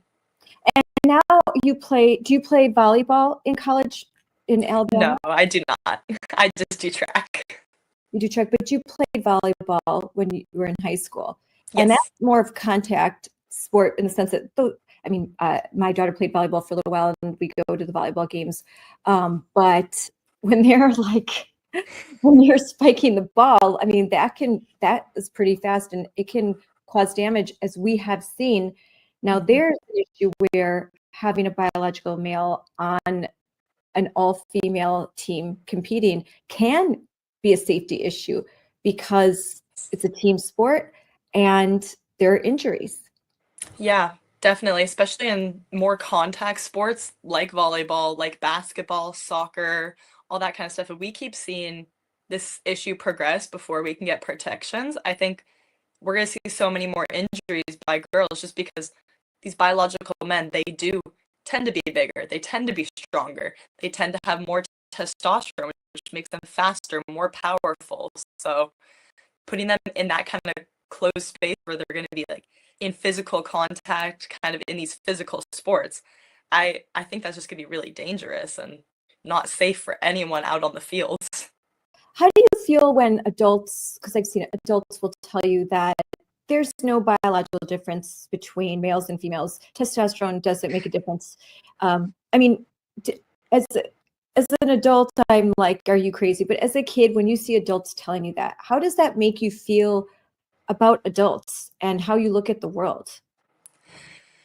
When I hear people that talk like that, it just, part of it kind of amazes me, but part of it I also, maybe they don't understand. Maybe they haven't participated in sports. I kind of try to see both sides of it, that maybe they don't understand the difference. But then I also think about the biology classes I've taken my entire life, the sports I've participated in, how men's volleyball nets are higher than women's volleyball nets because men can jump higher. There's just all these little things throughout life that kind of differentiate the ability of men and women. And that's not to say that women aren't capable and amazing and strong and powerful. Just the way that we're built, we don't have the same athletic advantages as men. And I think it's kind of an obvious thing when you think about biology, when you look at the stats of the average height of a man, average weight, like how fast they can run a mile, that kind of stuff. It's always going to be greater for men than it is for women. And I just see that as a science-based thing. So when I hear people talking about that, I just kind of hope that they take a biology class. So I'm going to pull up, and I talked with Jennifer Say yesterday. I know you know her well. Yes. And this is a website we were discussing, shewon.org. And I've used this when I've gone to testify for protections for women and girls in sports. And what's really interesting here, and I encourage anyone, if they are sort of faced with these bad arguments that, oh, it's, you know what, there's no difference, that's old science, you know, there's new science, or they say this isn't happening, biological men aren't taking the spots of biological females. So here she went, and according to Jennifer, this is actually outdated numbers. She has some other numbers that are actually higher, but you can see the number of female athletes, the number of medals, competitions, and sports, the opportunities lost to women. And here, I mean, here you go. It's thousands, and Yeah. and if you want to, and this is, there's just really good data. So you could see, look at track and field. This is your area. So that Yes. is the area where a lot of these males are pretending to be females, claiming to be females. And look at 1,932 males are participating in female sports right now. That's a lot to me. One is too many, Yeah. but this is a lot. And I think now we're not seeing as much in these more contact sports, but we definitely will if we don't change. These are the number of lost podium spots: first place, second place, third place. Yeah. So It's a lot. it's a lot. And so when you stood up, this is you're fighting to make this step, because it will Yes. only grow. It will only grow. And there is more data here, and I know I'll stop sharing, but there's more data there that will talk to you about, so that you can have this debate. It is a slam dunk, one that you can win. Unfortunately, you can't just say, oh, look at the differences, even though it's so obvious. Look at the differences. Yes, there's the difference between men and women. Doesn't make one superior to the other. It's just different. It is why we have female sports and why Title IX was created, to protect women, to give them opportunities that they did not have prior to 1972. Title IX gave women opportunities to actually play sports, to play them in high school, to have those sports funded equally. And then the protections so that women and girls would not be harassed and bullied and face sex discrimination. It was inherently a binary, male, female. And when you change the definition of women to include anybody who can claim they're women, then Title IX is eviscerated, because the whole point of it is to protect women and to give females opportunities in athletics and academics. These are opportunities that were not afforded to women. These are new. These are relatively new. And it's just shocking to me. I'm sorry, I'm going on my rant right now. But what do you think of women who call themselves feminist and who deny biological reality and tell you that a woman is anything that if you put on lipstick and you grow your hair out and you paint your nails and you say, hey, I'm a woman, that makes you a woman? What do you think of the so-called feminists who espouse that view? I think it's a very complicated topic because in the world of sports, like we are separated for a reason because we have different abilities. In the walks of life, I don't care how people choose to live their life because it's none of my business. If they choose that they want to be they were born a male, they want to be a female, they want to dress up like a woman, all that kind of stuff. I don't think that's my business or my place to tell them. It is my business when it starts to affect me and other girls and our opportunities that we should be having, but are taken away by biological males, like the girls who didn't even get to go to state because they were beat by a biological man at districts, or the girls who didn't get to even be on that podium or were bumped down a place and scored less points for their team. When it starts to affect others, I think that's when it becomes an issue. Yes, for me, and I agree.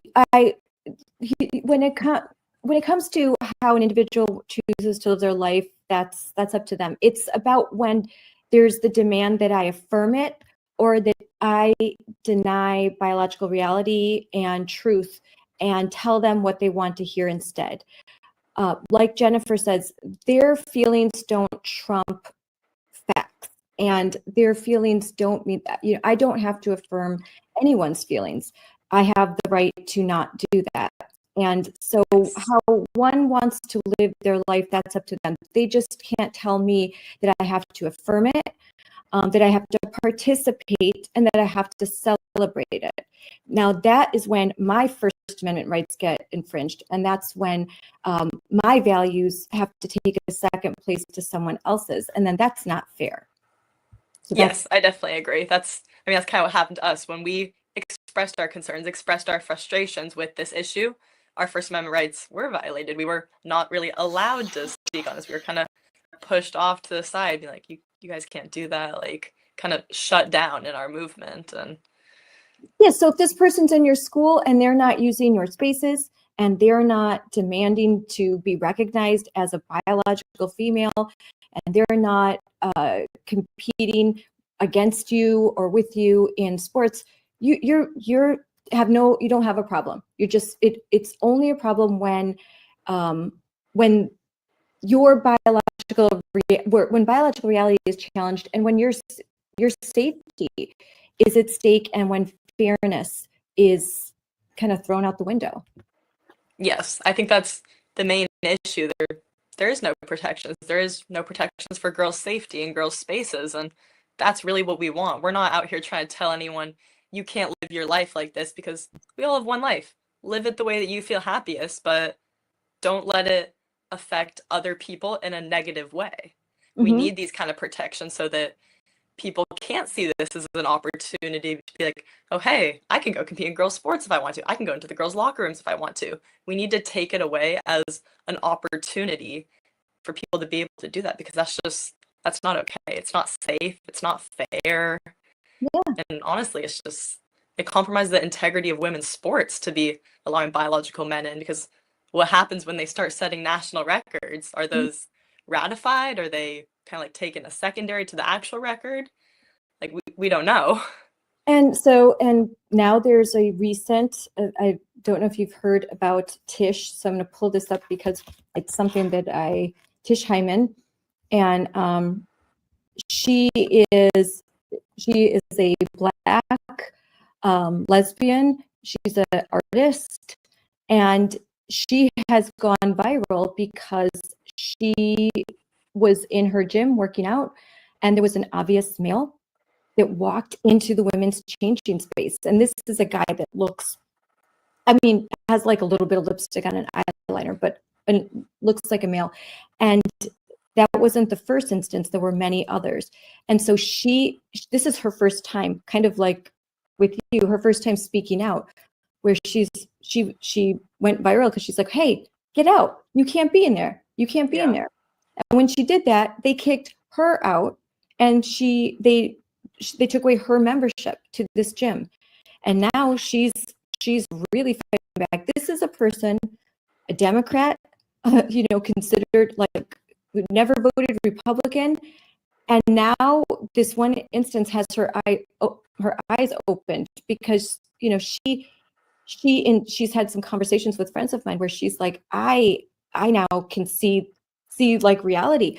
I didn't understand until this happened to me, and now she's being called a bigot. Of all things, she is a Black lesbian, an outspoken and famous, and now she's a bigot, which is insane. That's insane. So I think that goes to show they'll call anyone a name just if they don't align, if they won't, alter their reality and be nice. And by being nice, it means I will sacrifice myself, I will sacrifice my children, and I will sacrifice my values on the altar of your ideology. And anyone who participates in that ritual, I feel sorry for them if they sacrifice what they believe in for that, because you lose a little bit of your soul when you participate in a lie. And I'm so glad that you, so young, so very young, recognized that there are eternal truths and there are things that a person just absolutely must stand up for. And that's very rare, Alexa. Very, very rare. Thank you. Yeah, I think people are going to disagree throughout all walks of life. Nobody's ever going to agree on anything. And a huge problem that we see here is people aren't willing to hear out the other side. They jump to name calling. They jump to hateful things. Nobody listens. People will see what I've done, but they won't hear what I say when I talk, when I tell them what it's about, what I stand for. And they jump to all these names of, you're a horrible person, you're a bully, like you hate everyone, like all this kind of stuff. And it's just hard because I want to have an honest conversation. I want to talk with the people who disagree. I want to hear their side. I want to share mine. I want to see if we can find common ground, find an understanding, or if not, we go about our days and we live our lives respectfully. We don't need to be at each other's throat because we don't disagree. I think that's one of the hardest things about all these issues. Yeah, we don't, and that's what we are a better country when we don't all agree on everything. And friends can disagree, family can disagree. We don't have to have a unimind. We don't have to all think alike. And believe me, I have been involved in conservative politics for a long time. And no one, I'm telling you, especially because conservatives are very much individuals and their nature is to not agree. So it's okay. It's okay to not agree on everything. It's okay to have your different religions, different values, just everyone's living a different life. It's when you try to impose your values on somebody else, and when you are in denial of reality too, that is important. We have to say, if a kid if a parent has a child that is struggling through this identity issue, the best thing to say is, no, you are a boy, and I love you so much, and I am here for you, and I'm going to do everything I can to get you through this. But what I won't do is I won't let you live a lie. And through love, we are going to get through this. I'm going to fight for you.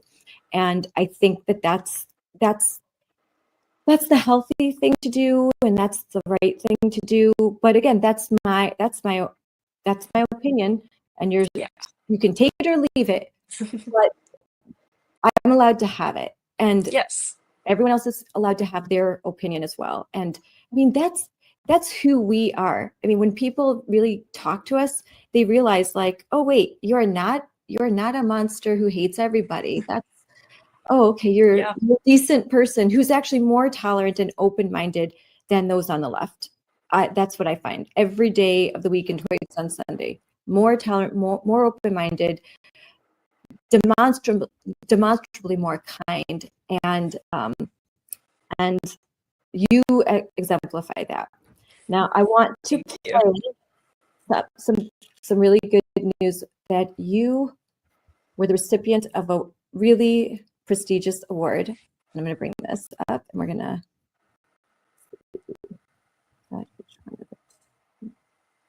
That's an image of you pole vaulting, which is also very beautiful.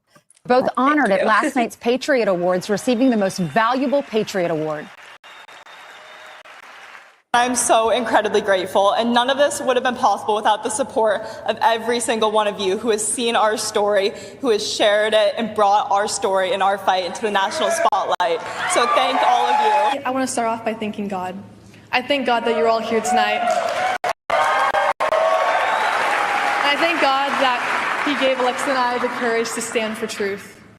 I also want to thank everyone, especially my parents, who have supported me, encouraged me, and believed in me, even when I was unsure of the impact our decision to step off the podium would have. There are so many girls who deserve this award for their courage. And joining us now are those Patriot Award winners. We have Alexa Anderson and Reese Eckerd. So nice to see both of you. Congratulations on receiving this award. Not easy to stand up for what you believe in. What was the reaction first from getting that award? What are your thoughts there? And what was the reaction from your friends?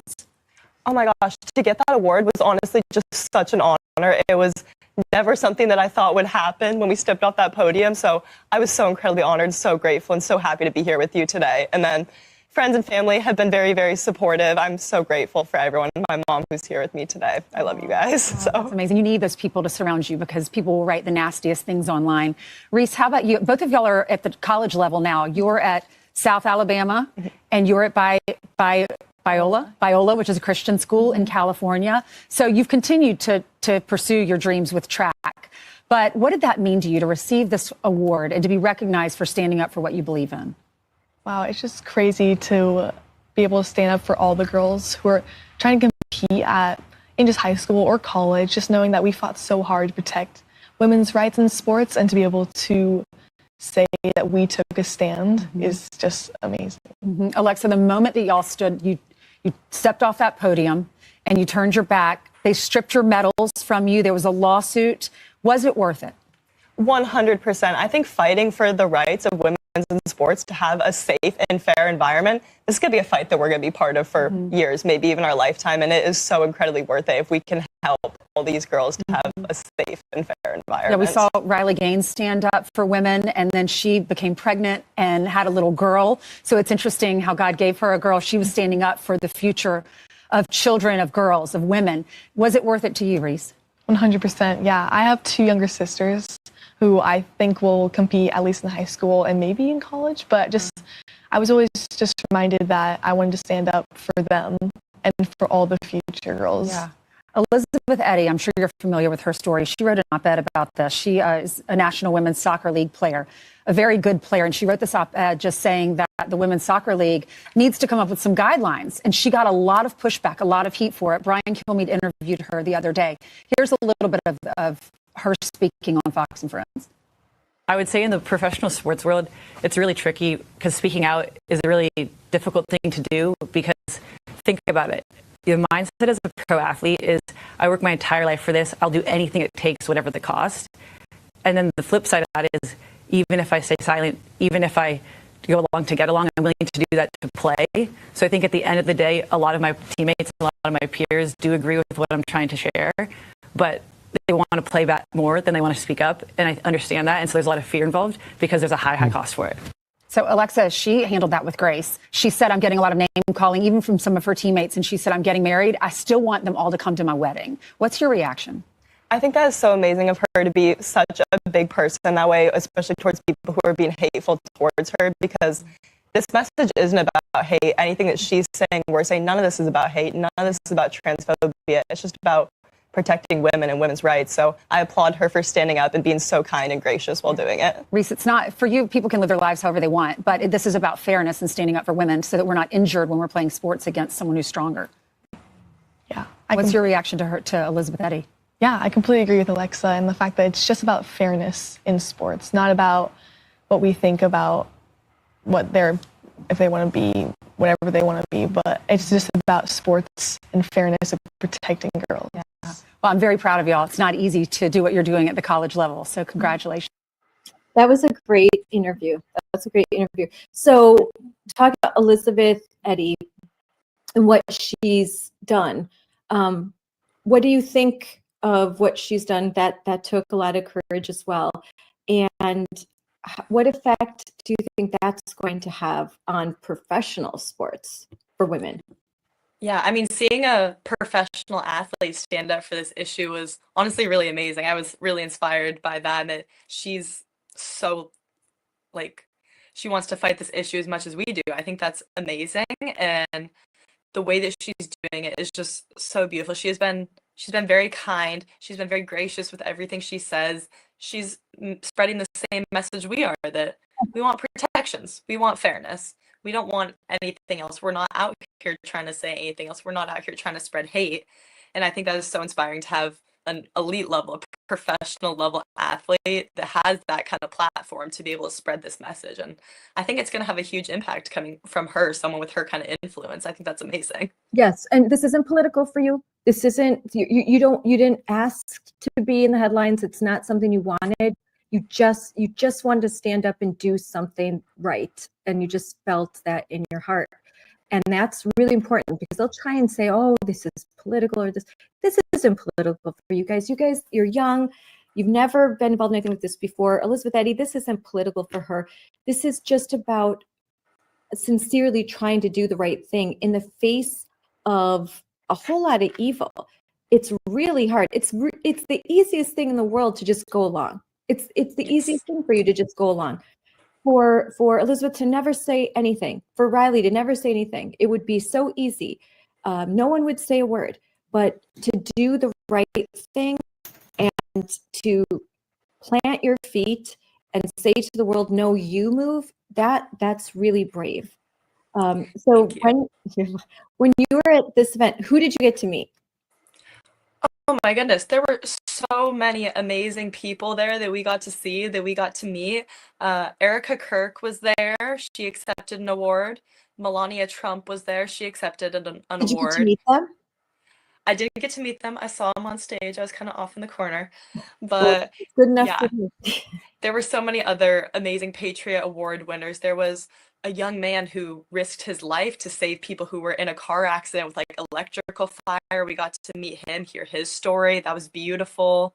There were so many amazing people there. And then, of course, we got to do an interview with Ainsley, which she is just so lovely. She was so incredibly kind. And she took a picture with us afterwards, which, of course, I'm going to cherish for the rest of my lifetime. So it was an amazing experience. Now, that's the kind of award ceremony that I love to watch, and I loved watching it. Not the Academy Awards with all this strange, Hunger Games, costumes and weird people. This was an award ceremony for heroes, for everyday heroes, for Americans doing the right thing, people who love their country. I love that Fox Nation is putting this on every year. As a matter of fact, Moms for Liberty was given during their very first award ceremony. Moms for Liberty was given an award. So and they cherish that, the founders. So I think that's amazing. And your dress was really pretty. Thank you. I appreciate it. Now you mentioned, and just briefly, so there was a lawsuit, right? And you prevailed. Yes. Talk a little bit about that. Yeah, so there are actually 2 active lawsuits in Oregon right now. There is a Title IX lawsuit against the OSA, the Oregon Schools Activities Association, about their Title IX violations, infringing upon girls' rights and violating Title IX. So that is one lawsuit. And then there is another lawsuit that is specifically centered around Reese and I, and our First Amendment rights being violated when we were not allowed to peacefully protest, when we were not allowed to speak our truth. So those are the two active lawsuits that are going on right now. Neither have reached a conclusion, but I believe they're looking into settlements. I'm not exactly sure where that stands. I believe they're looking into settlements. They're gonna kind of go from there, see what happens. So right now, and I'll pull this up, I have that. And who is representing you? We are represented by a company called AFPI. They had first been in touch with Reese before the state meet where we took a step down, and then afterwards they kind of reached out to me and were like, hey, we would love to help you guys out. And they have been so amazing. They have been wonderful, amazing people. America First Policy Institute, their legal team is representing you. I met your lawyer behind the scenes. She's wonderful, and we are great friends with AFPI. They do great work, and I'm so glad that they are representing you, because we don't have these public interest law firms engaging in these types of lawsuits. They're very expensive. I mean, your parents could not afford to do this. I know when I was sued, I couldn't afford to defend myself, and you wouldn't be able to afford to pursue this kind of legal action because the expertise required and how expensive it is. So it's great that there are these public interest law firms that are engaging in these cultural issues, because I really do think that at the end of the day, we're going to win these in the courts. We're going to win our rights in the courts. Yes, definitely. I'm so grateful for them and everything they've done, how kind they've been and supportive. And they haven't just been like business lawyers. They've been calling us, being like, hey, are you guys okay? Like, how's everything going? Is there anything we can do to help? They've not only been professional, but they've been amazing, genuine people as well. Yes, that's great. They are amazing. And so as we close, what message do you hope that other young women take from your example? From first stepping down from the podium to make a statement, to continuing on with athletics in college, and now you just got this award, and you're sticking with your lawsuit because you're determined to protect women and girls. What message do you want to send to young women who are watching this right now and who are big fans? My message to all the girls out there who may be experiencing something similar or who are just watching is that you matter. Everybody matters, and they should have their spaces to be safe, to have fun, to learn, and to grow, and that your thoughts and your feelings are valid, and you need to express those. Nothing's going to happen. I'm going to quote Reese real quick because I love what she said. Nothing's going to happen if we do nothing. If you want change, you have to fight for it. So whatever you feel, whatever you value, go out there, make it heard, and fight for what you believe in. That's what I have to say to all of them. And if there is a high school or middle school girl that loves her sport and she's competing, and there is a biological male either on her team or in her conference, so someone that she has to compete with, what is your advice to her as she's wondering, what do I do? As her family's wondering, what do we do about this? What should we do something? Should we say something? My advice is to hold your truth, to do what feels right to you. In that moment for me, I knew that I would be very upset with myself if I didn't stand up for what I believe in. So if that's what you believe that that's not fair, you should stand up for that. And you should just continue fighting for what you think is right, because at the end of the day, someone has to say it. Someone has to go out there and start a fight, start a movement, and it's not going to happen if no one does it. So you got to stand up for what you believe in. You got to do what you think is right. And would you tell them you're not alone, that there is a community now for you? Like Jennifer Sayes talked about that. You're building a community. Oh my gosh, yes, of course. There are so many amazing and supportive people that when you stand up, people are going to have your back. There's going to be hate. There's going to be people who are mean, who don't understand. But more than that, there's going to be so many people who are rushing to stand behind you, who are telling you what you're doing is amazing. We got your back. Continue going. And I think that's such a huge part of why we've all been able to do this and continue with this fight. It's because of the supports, because of the community. I'm so grateful for everyone who's been a part of that. Yes. And so now you're at the University of South Alabama. How do you see the future of women's sports, and what do you want college athletics to understand about protecting fairness? In the future of women's sports, I hope that no other generations of female athletes will even have this issue cross their mind of who's allowed into their spaces. I hope this is never something that they even have to think about. And I hope that the people in charge who make these rules will really sit down and think, is this fair? Is this safe? Because at the end of the day, it's just not. And that's what we need people to realize, that this is about women's rights and protecting us females.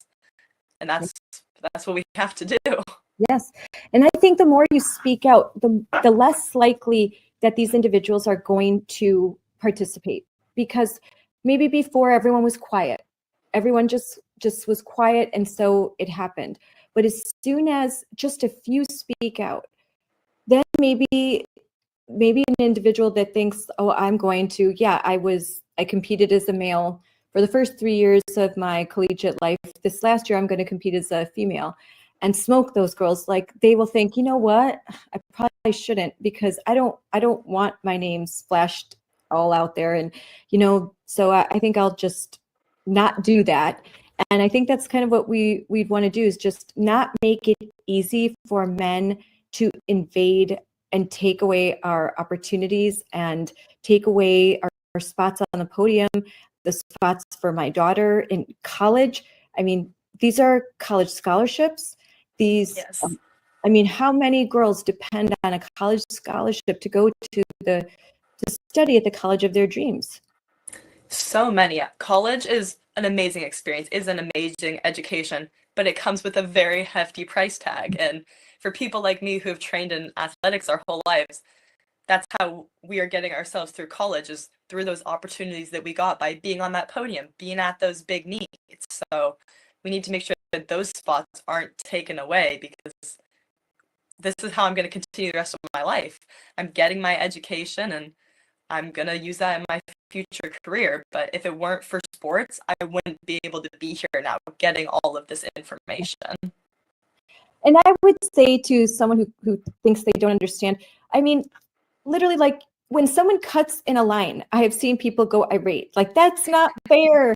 How dare you cut the line at Disney World? You cut a line, everyone goes irate. So imagine when a male with all of their advantages takes the spot of a female. So just for a second, think of how it feels to train so hard, to work so hard, to have that camaraderie, and then have a male come in and then compete against them. It's just that sense of, like, this just isn't right. This isn't fair. It's not about being afraid to lose. When you're an athlete, you're used to losing. It's rare to win. You train so hard to win. It's not that you're like, oh, I don't want to lose. It's about the fairness of it. You're willing to lose if it's fair. Yes, 100%. If you look at all of the handbooks anywhere in any sports division, no one is allowed to take testosterone because it is a performance enhancing drug. So when athletes have elevated testosterone levels, their performance is going to be better. So it's very contradictory to be able to say that, but to not be able to say that biological men have an advantage. And I think that that's just a very interesting part about it, and that none of us are scared of losing. I got third. I wasn't up there trying to argue saying, oh, I should have gotten first. I got third because that's how I performed. But the girl in ninth, she should have been an eighth on that podium. She should have scored a point. It's not about losing. In sports, it's about your own personal performance and how you do compared to how your best self does. And this isn't about losing. This is just about having those opportunities to be fair and safe. Yeah. And for those who need a quick biology lesson, increase testosterone, increase muscle mass, increase lung capacity. There are so many things, we can look at. I'll post that, because sometimes I think people need a reminder that a male that goes through male puberty just has these inherent advantages, physical advantages. And I mean, that's why there are different standards for men and women when it comes to a lot of things as far as the performance. Now, doesn't mean that men are better than women. We're not saying any of that. It's just we have to be realistic, because if you apply the same standard to women as men, it's just not fair, and it's not in line with biological reality. Just we have uteruses, we have a womb, we've got ovaries, so we can have babies. There are things that we can do. We have a higher pain tolerance than men. And, this has nothing to do with men are smarter than women or anything like that. We are equal. We are equal. And believe me, my husband knows that. I might be more equal than him, but but it's nothing to do with that. It's just being real. We just reality, because we love being women and we love our men, and we want you to be men. I love men and I love being a woman, and you just can't take that away from me and expect me to be quiet and sit down and shut up. So that's not going to happen. All right. Yes. Well, and you agree. Yes. Yes. All right, Alexa, thanks so much for coming on today. I know you have practice that you have to get to, but thank you for showing girls across America and the world what integrity looks like, and at a very young age. You're very special. I wish you all of success. I know that we'll talk again soon. At a different time, I'd like to talk to you not about this, just talk about being a Gen Z. Are you still Gen Z? Or Yes, I am. I'm Gen Z. The next generation, I forget what the name, Generation Alpha, I think. But just to kind of, because on my show, we like to I've talked to a lot of Gen Z women, just kind of, how do you see the future? Because I think we always talk about these issues, but I'm always interested also in just your opinion, just talking about, we've talked about fashion, things like that. So we could have a more fun I would love that. Yeah. All right. Well, bye, Alexa. Thank you so much for coming on, and I wish you and your family all the best. Thank you so much. Thank you for having me. Bye. Bye. Thank you, everyone, for joining this Moms for Liberty Unleashed with me, Scarlett Johnson. This is a great show. I have learned a lot, and I am so proud to elevate such a beautiful human being. Alexa is truly someone that my girls can admire, and that all the girls in America, girls around the world, can look up to and admire. And coming up next, I am going to have a conversation with Alexa's friends. They had different practice schedules. They are still very much involved in female athletics. So we will be talking to them very soon. So stay tuned.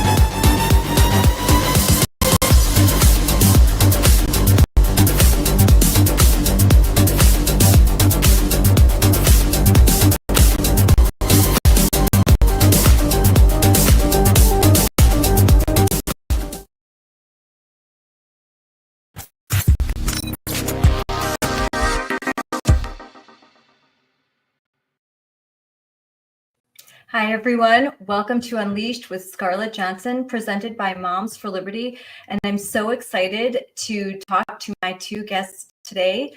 I had already interviewed Alexa Anderson, your friends. You guys all joined us at the Moms for Liberty Joyful Warrior Summit in Orlando.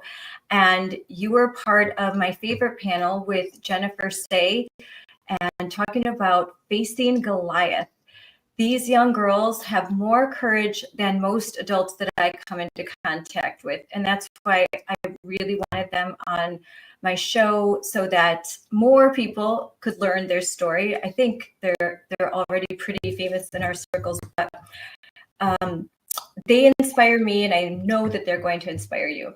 So first, I'm going to introduce Maddie Wilcken and Sophia Carpenter. Hi, girls. Hi. Hi. I'm so glad you could be here. I know we had to arrange around your school schedules because you are all still in high school. Maddie said you're a junior, right? And then you're a senior, Sophia, right? Okay, so yeah, so how it's getting towards that time where Christmas is coming, Thanksgiving. So are you doing finals? Do you do it by trimester, or do you just have 2 semesters? Yeah, I have finals next week, actually. Oh, yeah. So you're stressing? Yeah, I feel pretty good right now. I just have to get through them, and then I have Thanksgiving. Yes, yeah, that's good. What about you, Maddie? Do you have, my daughter has been taking a lot of tests, and she's got papers and presentations right now. Yeah, I actually have a test this Friday for trigonometry, but I think I have like 2 more weeks. I have at least 2 more weeks until I have my break, but then I'll have a week off. Yes. And then wrestling will start, so I'm really excited. Oh, wrestling starts. So wrestling season, it aligns with basketball season, because that's, for me, it's basketball season starting for my daughter. Yeah. All right. So, and are you starting practices already? Yeah, so I call it preseason because I'm 1 town, 1 team, but I practice with Thompson Valley, my home school, and then preseason just started up last week. So I call when I practice at Thompson Valley preseason, and now preseason, and then next week will actually be season. So. Oh, it's cool that you're excited for practice to start and for your wrestling meets and all of that. So you're passionate about what you're doing. My daughter just put on her social media because she does AAU all during the year, because you have to be doing something. But the for her high school, it's starting up. They just had the tryouts and all that, and so she put on her Instagram, going to my first practice. See you in 4 months. Because it's a busy season. And when you're in high school, when you are in sports, it takes up a lot of your time, right? Yeah. Yeah, it does. And then Sophia, what's your sport? My main sport, I do track and field. So I have the club season, which is indoor track. I have that coming up for the winter. So I'm excited about that. It's fun. You get to run on a 200-meter track instead of a 400-meter track. Okay. And then everything will really be important in the springtime. That's when I gotta lock in. So what's your focus on in track and field? What are your events? Mm-hmm. My main event is high jump. And then I also run the 200 and the 400 and the relays. Okay. Yeah, I had my other daughter had done that. So it's a lot of fun. Do you do cross country at all? Yeah, I used to do cross country. It's super fun, but I'm working on getting recruited for college track, and cross country wasn't benefiting that. So I've spent my fall doing weight training instead of cross country. Yes, because you're a short distance runner, and you don't want to get an injury. Yeah, exactly. I know how this goes. I have 5 kids. What you're doing? You get it. I get it. I know my daughter's not allowed to ski because I'm like, she can't get injured for basketball. She's not allowed to do like anything. So all her friends are skiing. Her coach is like, no skiing for y'all. Like, no one can get hurt. That's rough. Yeah. Especially where you guys are, I'm sure skiing a lot. But so you're here to talk about standing up. And so let's talk about the first time that you were aware that there were biological boys or men participating in sports, like in your sport, or whether it's in your school or outside of your school, in your conference. I can go first. Oh yeah, Sophia, you go first. Okay. It was last spring, kind of towards the beginning of track season. We had a big invitational track meet at my high school. And I found out the night before the meet that I would be competing against a trans girl, a biological boy. And it threw me off. I didn't know what to do. I started crying, which I'm not a crier. It was very emotional for me. I never felt anything like that before. And so I just made up my mind and said, I'm going to compete. I'm not going to let it get to me. I'm stronger than this. It's not going to get in my way. I'm ranked higher than him.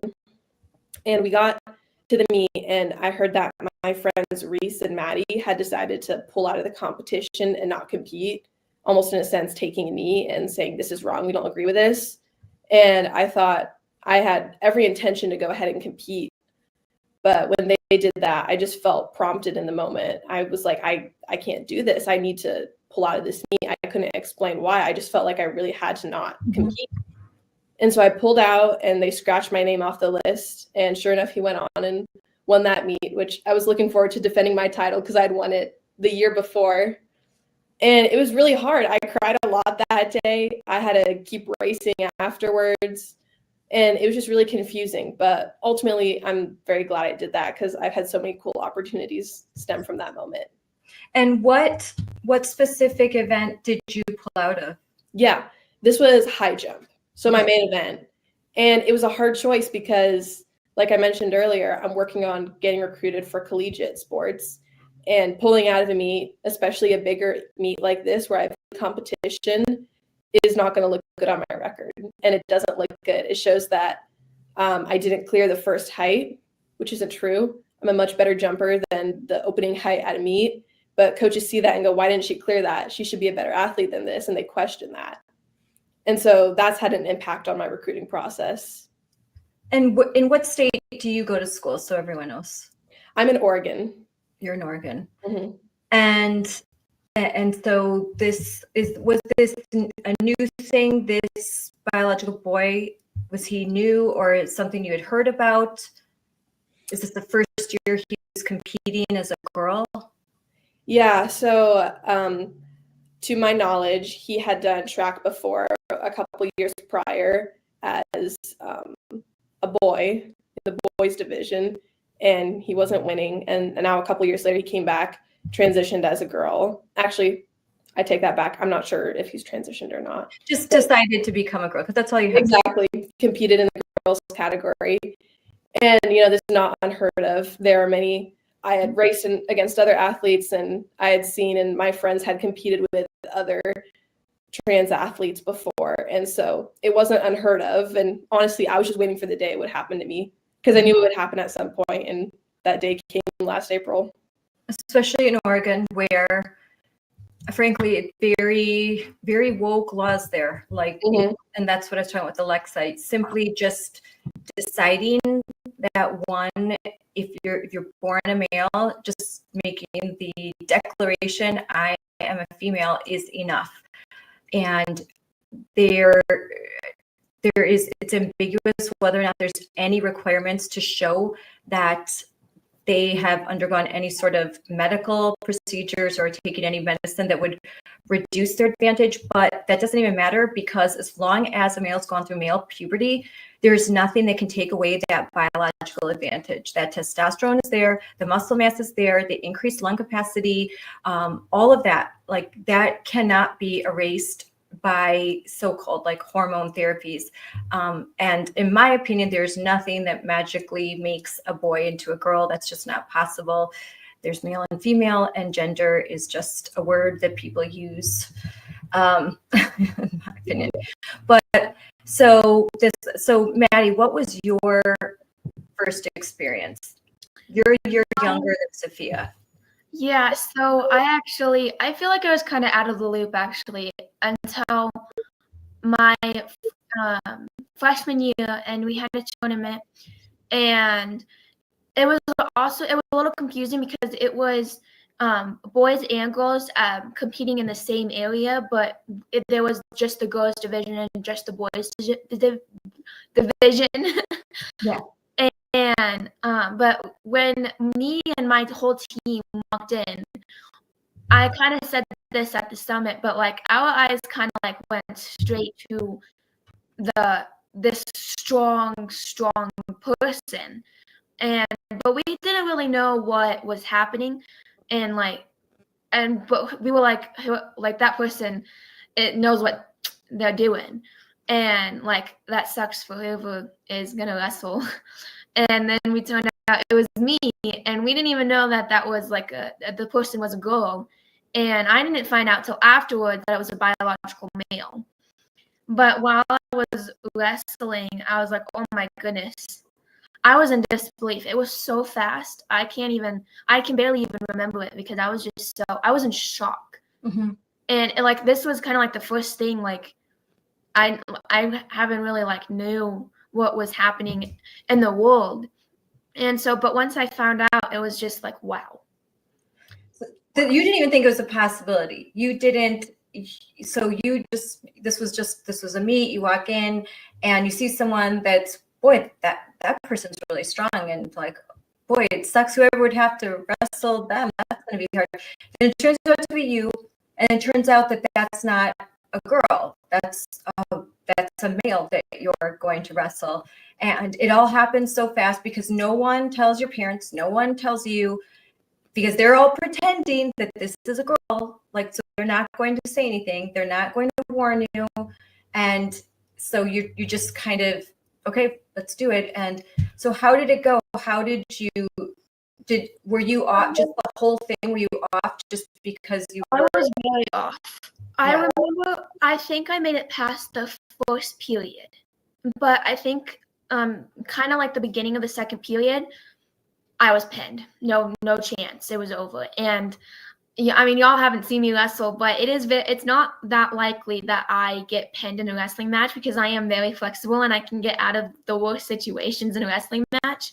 And so it was just like, bam. I tried so hard, but it was like, I couldn't do anything. I physically couldn't do anything. And then when it was over, I was like, what?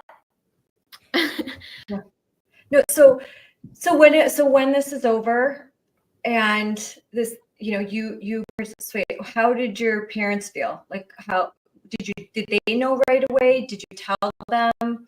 Were they there? They were there, and they were watching it, but we didn't find out till I think after the fact. And then they were like, oh my goodness. Mm-hmm. But I don't think they were really big on knowing too, like not a huge, I think they knew, but didn't really expect for it to happen, especially in wrestling, because it is such a physical sport. But I was so out of the loop. But once that happened, and I actually wrestled the biological man twice. And was it a separate school? No, it was the same biological male that I wrestled twice because he was in the same weight class. Mm-hmm. And I think then I also wasn't still sure like what was happening because we were still kind of confused on if that was a girl or a boy. But once we knew like for sure, I made a decision that if I go against a biological male setup, I'm going to not compete and I'm going to take a step down, even though it's really hard for me to do that because I just want to go. But I'm not going to put myself in that situation again, and I don't want any other girl to be in that situation. And you're wearing headgear, it would be difficult to tell. And you don't want to be the person that's like making an accusation and have that not be true. You don't want to say anything like that without proof, because so you're just like, oh, what is that, a boy? Is that a girl? I'm not sure. And so you want to be polite. I understand that you're not sure, you've never seen the situation before, but once it's confirmed to you and it's apparent to you because of the strength that this is a boy that you're wrestling, not a girl, then you've made the decision that I don't want to do this. Were there any other teammates that felt the same as you? And I'm wondering, because wrestling, that's a physical physical sport. That's very physical. So that's really intimidating to have to wrestle a boy when you're not planning on it, when you're on a sex separated team, a female team. Yeah, actually, one of my friends, Alyssa, she's one of my wrestlers, teammates, and we kind of go, we kind of like switch a lot with our weight sometimes. And I was in a weight class lower, and she was in my like usual weight class, and she was actually paired up with the same boy. And she actually said, nope, I'm not doing this. I'm not wrestling. So she never even wrestled, because that was a little later when we knew that that was she said, nope, I'm not wrestling. And she took a forfeit, which was really hurting because she got out of the tournament. So, wow. Yeah. Sophia, when you decided to not race, because you had heard, you knew that the night before, you're crying already, you're wrestling with this decision. It's a big decision. You're applying for colleges. First of all, you love your sport, and you're also applying for colleges. And you know there's recruiters out there, and they're watching. But you make this decision. Did your parents, were they aware of what you were doing? And you said there were some other friends, but was there anyone else that was considering not running as well, or not competing in that specific category? Yeah, my parents, they actually found out before I did that this trans athlete had entered the competition, because what ended up happening is there's like a certain period of time where you can sign up, and if you meet the qualification, you're admitted into the track meet. And this individual waited until the last 10 minutes before midnight, before it closed, to enter into the meet, so there would be no repercussions. And so it was very last minute. My parents knew before I did, and they didn't want to tell me until like the morning of the competition, because they didn't want me to be stressing out about it before. But I got online and I found out on my own. And they told me, we prayed about it, and they said, whatever you decide, we're going to back you. And I said, great, I'm going to compete. And they said, great, we back you, we stand with you. And then in the moment I said, I feel like I'm not supposed to compete. And they said, great, we support you, we stand with you. And so I've had so much support from my family there. And then in the moment, my friend Maddie and Reese, they also stepped out. And then another teammate, she also stepped out with me too. So there was 4 of us in total that withdrew from this competition. And also the 4 of us that did withdraw, we were seated in the top 5, top 8. Like, we were supposed to place high at the meet, and we all drew out. And this was when did this happen? This was last year? Yes, this happened in April. I think it was about mid-April. Okay, I'm gonna look for some images of that. And so then what happened when you decided not to participate in that event? How did this all get on social media? Yeah, so I think the first person that picked it up is Dave Brown. He lives here in Newburgh, and he has his own podcast, the Dave Brown Podcast, and he's great. He's in full support of protecting women's sports and other rights. And he was the one that reached out to me and said, hey, would you and your mom want to come over and do an interview? And it's just sitting in his living room on his podcast. And I was terrified. I said, Mom, I can't do this. And she said, no, Fia, you need to do it. This is an open door. You need to take this opportunity. Yeah, so I did it. I was terrified. I stumbled through my words. And now here I am in another interview. And I've done other interviews too. And I'm so glad I took that first step. It was so hard to get going. But once I did, the story picked up momentum. America First Policy Institute, they approached me and the other girls, and they said, hey, we'll sue. If you give us the go ahead, and if you give us your testimonies, we will sue, like, on behalf of you, the state of Oregon, the Oregon State Activities Association, our Governor Tina Kotek, our Department of Education, and the districts that we compete in. And so we ended up suing, which is crazy to say, but that's the steps that need to happen to create change, because our governor said that she's not going to listen to President Trump's executive order. Yep. And my state is in full denial of that. And so that's what we had to do.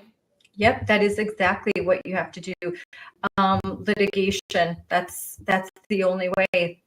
In a lot, I think even now, even with all that President Trump is doing, when you've got these blue states that are refusing to acknowledge Title IX, they're refusing to adhere to the executive orders, and they won't comply with the Department of Education, the Department of Justice, the Office of Civil Rights, and they are determined to erase Title IX, which is based on a binary, a male and female. Title IX, for those who don't know, 1972, it was just a paragraph, and it was a paragraph that protected female sports and provided opportunities for females in athletics, in athletic competition, in high schools, in colleges, and also academic opportunities.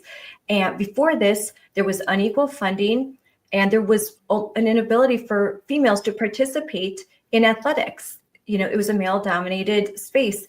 And so Title IX cleared the way so that women could, and women and girls like you, like my daughters, could participate in sports and achieve and participate in college sports. So when you eviscerate sex and you eviscerate the binary and you basically say that any man can say that he's a woman, well, then you erase Title IX and you erase all those protections. So I'm glad that you had this legal help. I am going to add to the stage right here. This is from the Blaze, and this was April 30th, and this is all about what you did. This screen is a little bit too large, but the 4 girls that refused to compete, and this is a major publication. And so, was all of this publicity really shocking to you? Were you surprised that so many people were going to get involved and support you? Yeah, I was, honestly. It was interesting. Dave Brown picked up the story, and then Outkick picked up the story, and then I think The Blaze and a couple other media outlets did pieces based off of the one that Outkick did. Mm-hmm. And it's interesting, kind of as it'll surge in the news, and then it'll die down. So it died down. And then state rolled around, and I had to compete with this athlete at the state meet. So that got back into the news cycle. And then Fox reached out, and other news sources. And then, then it died down again. And then we filed the lawsuit, and it came back up in the media.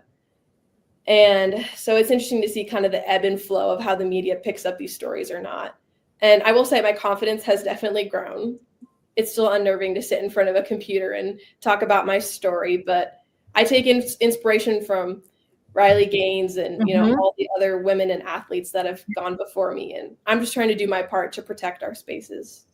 And you are. And look, I love this. If we take a knee every time we compete against a boy, we won't have many more chances left to compete. That's 100% true.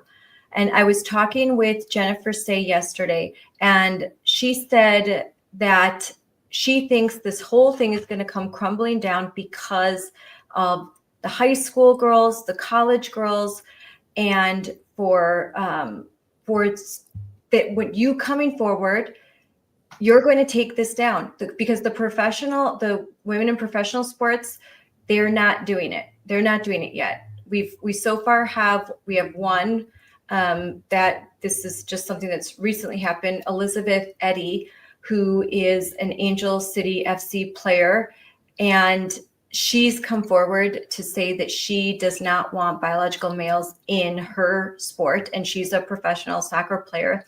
But like Jennifer Say said, she's been doing this for 11 years. She may not be a superstar, but she's the first one to take that risk in the sport and just say, no. And there'll be more, but it's going to be you girls. You girls are going to take this down. And then everyone later is going to pretend like they were always with you. Like, oh yeah, we agree. Yeah. And they're going to pretend like they weren't quiet. They weren't silent. So you guys are, you're the OGs. You are fearless, and the stand you're taking is huge in so many ways. But so back to, I'm going through this story here, and you're right, like outtake.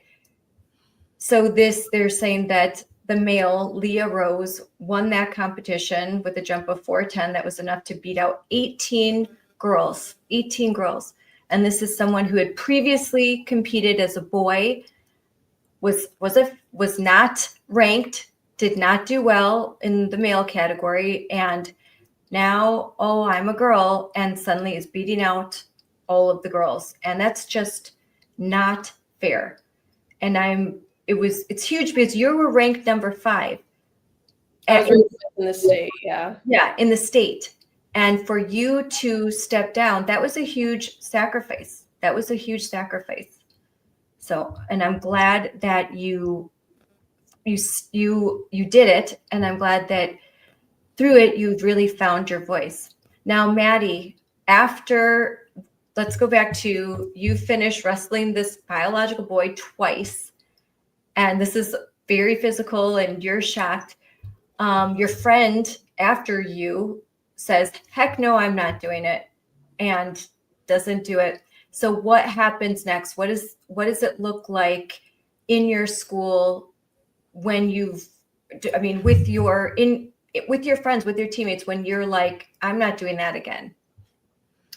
I don't go to the school that I participate on because it's 1 team, so I don't really know about that. But for me personally, it changed my life. It really did, because I'm here right now and I'm speaking up, and I never in a million years thought that I would. And this is all because of XXXY, Jennifer Say. She's been like a big role model, honestly, from everything that she's done and everything that I've been able to do. It's all because of her, and it's all because of my parents, because I stood up it all started with standing up at a school board meeting.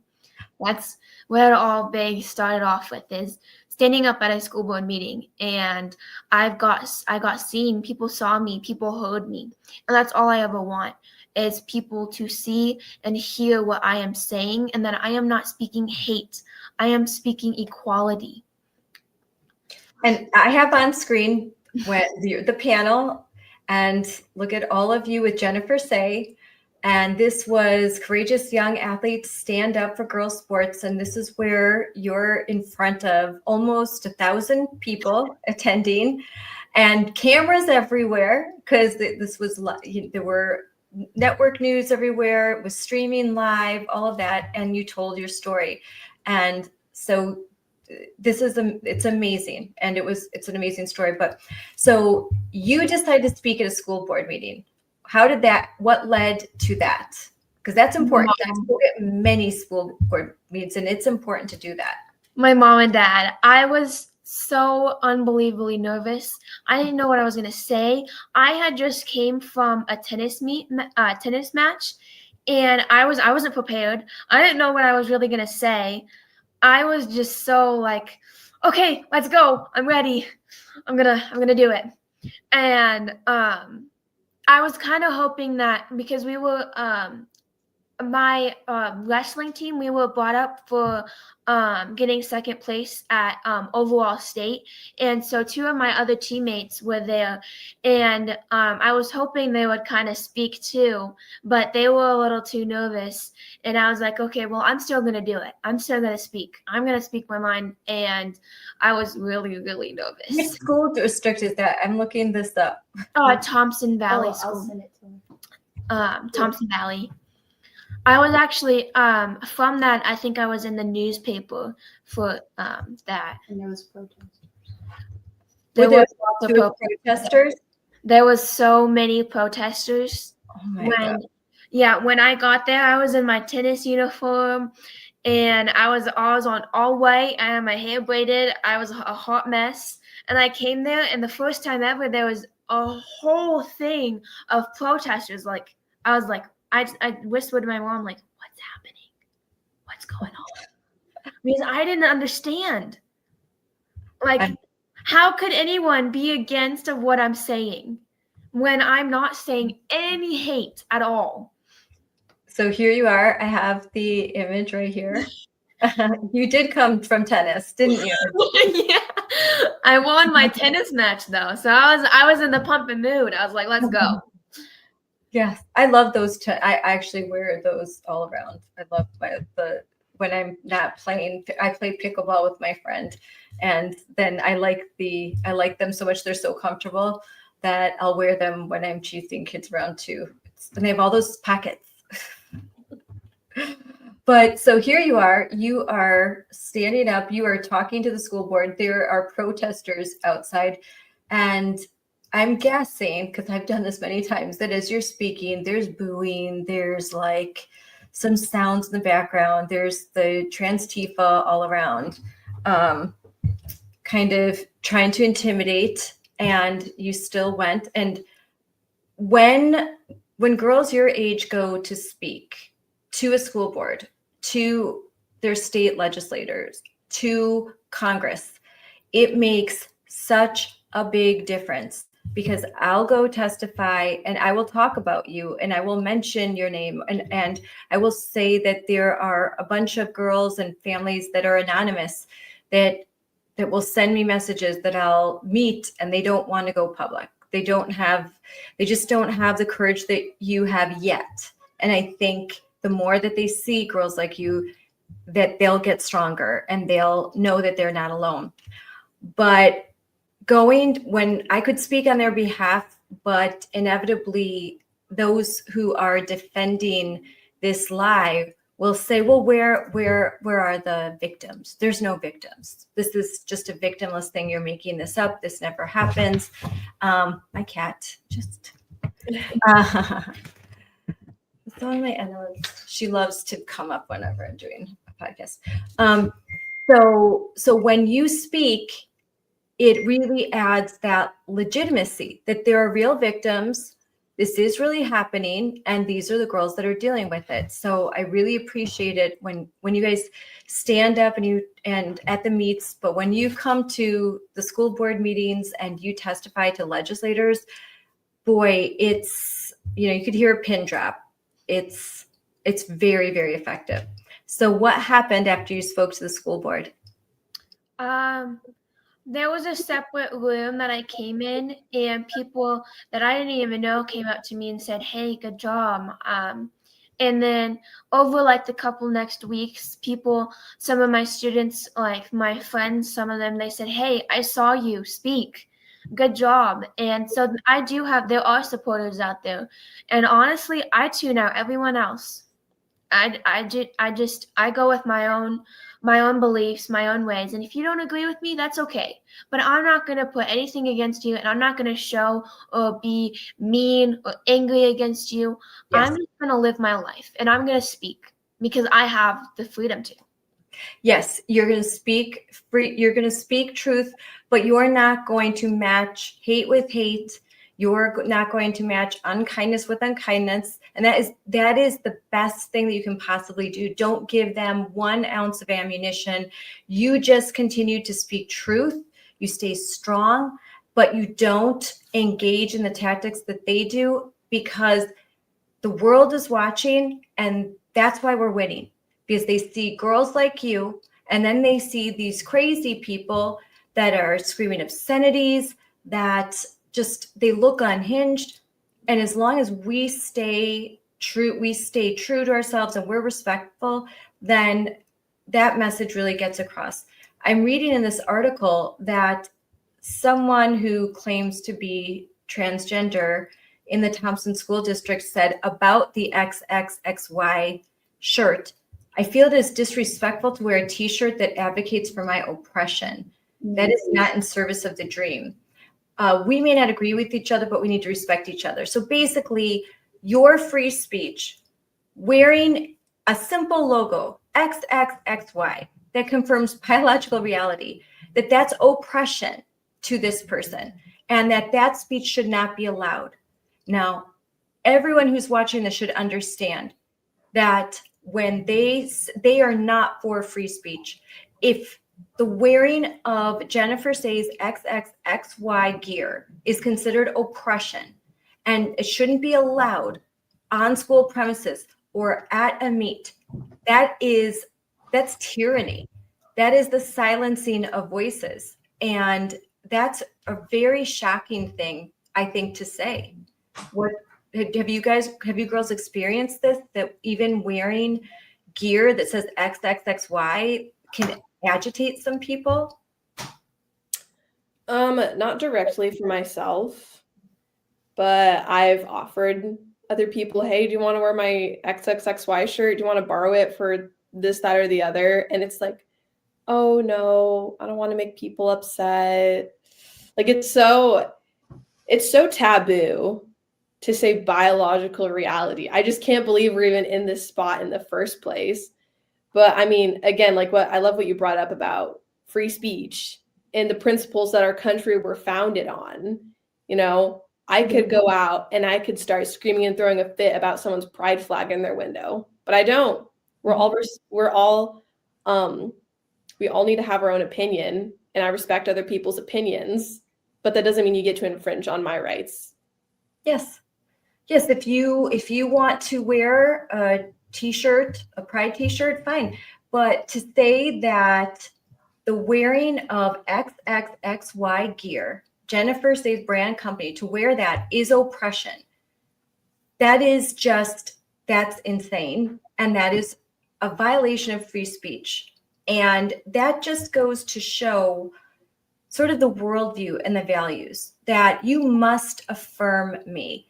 And if you don't, you're not a good person and you're oppressing me and I don't feel safe. And it's just anti-American to demand that other people affirm your belief. You're allowed to have your belief. You're allowed to whatever religion, whatever ideology, whatever political party, you're free to engage in those activities and have your own beliefs, but you are not free to impose those on other people and demand that they engage in your rituals, that they participate in your rituals, and that they affirm your worldview publicly. And then to say that you can't even wear a symbol of your worldview. How soon, imagine if we were to say, you can't wear XXXY shirts to school or to a meet. Pretty soon they'd say you can't wear a cross around your neck because in my view, that's oppression. That wouldn't be very far from that. So I think we have to make sure that we keep standing up for free speech. These girls, you girls aren't making any statements. You're not trying to disparage. You're not trying to bring anyone down. You're just trying to say that in female sports, only females should participate. Actual females, biological women. You cannot just say, hey, I feel like a woman today. And I didn't do very well when I was a male athlete. So, I want to win some awards and I need a scholarship to college. So I think I'm going to grow my hair out and put on some lipstick and let's go. That's not fair. It's not truth. And it should not be, adults should not be allowing this. And they're letting you down when they do. How do you feel about the adults around you that won't stand up, that continue to affirm this? How do you feel as you're young? You girls are young. How does that make you feel about the adults in this country, the ones that won't stand up? It makes me a little sad. And I mean, I know everyone has their own story, but what makes me the most upset is that they won't even listen. Some people won't even listen. It won't even go in one ear. They tune everything out, and then when it's their time to speak, they speak, and they expect us to listen. And you know what? We do, but they do not listen to us. And that is what really makes me upset, because I am fighting and fighting and fighting. Everyone is. And yet they are not able to listen to us. The people they say they want to support and help. Because we are kids. We're a part of that. We're a part of what they're wanting to help and improve. But they're not listening to us. They're not listening what I am saying and what everyone else is saying. And it's just, that's the biggest thing that upsets me. I once had a conversation with my dad. I'm like, well, no one's listening to me. What do I do? And, my dad, he says, don't give up. Don't give up. Mm-hmm. Because even when I'm in the lowest, my dad is there and my mom is there. And they say, you know what? If they're not listening, so what? Because I'm living this. This is my story and this is my life. And I'm going to continue to speak, even if no one in the gosh dang world will listen to me. Because everyone matters. Absolutely every voice matters, if I agree with it or not. And so that speech really just made me like, I gotta go. I'm not gonna stop because one person or 50 million people aren't listening. Because someone out there is. And someone out there needs to listen and is hearing me and is not alone. Well, a whole lot of people are listening right now. And I can guarantee you that. Maddie, so when you spoke to your school board, what was the vote? What did they decide? You were speaking to the fact that this is happening. I'm guessing they didn't change. Did they change their policy? There was no vote. They didn't do anything. They didn't do anything. They didn't do anything. Yeah, because I don't know if y'all know, but Nancy, she's the only kind of person who listens to everyone.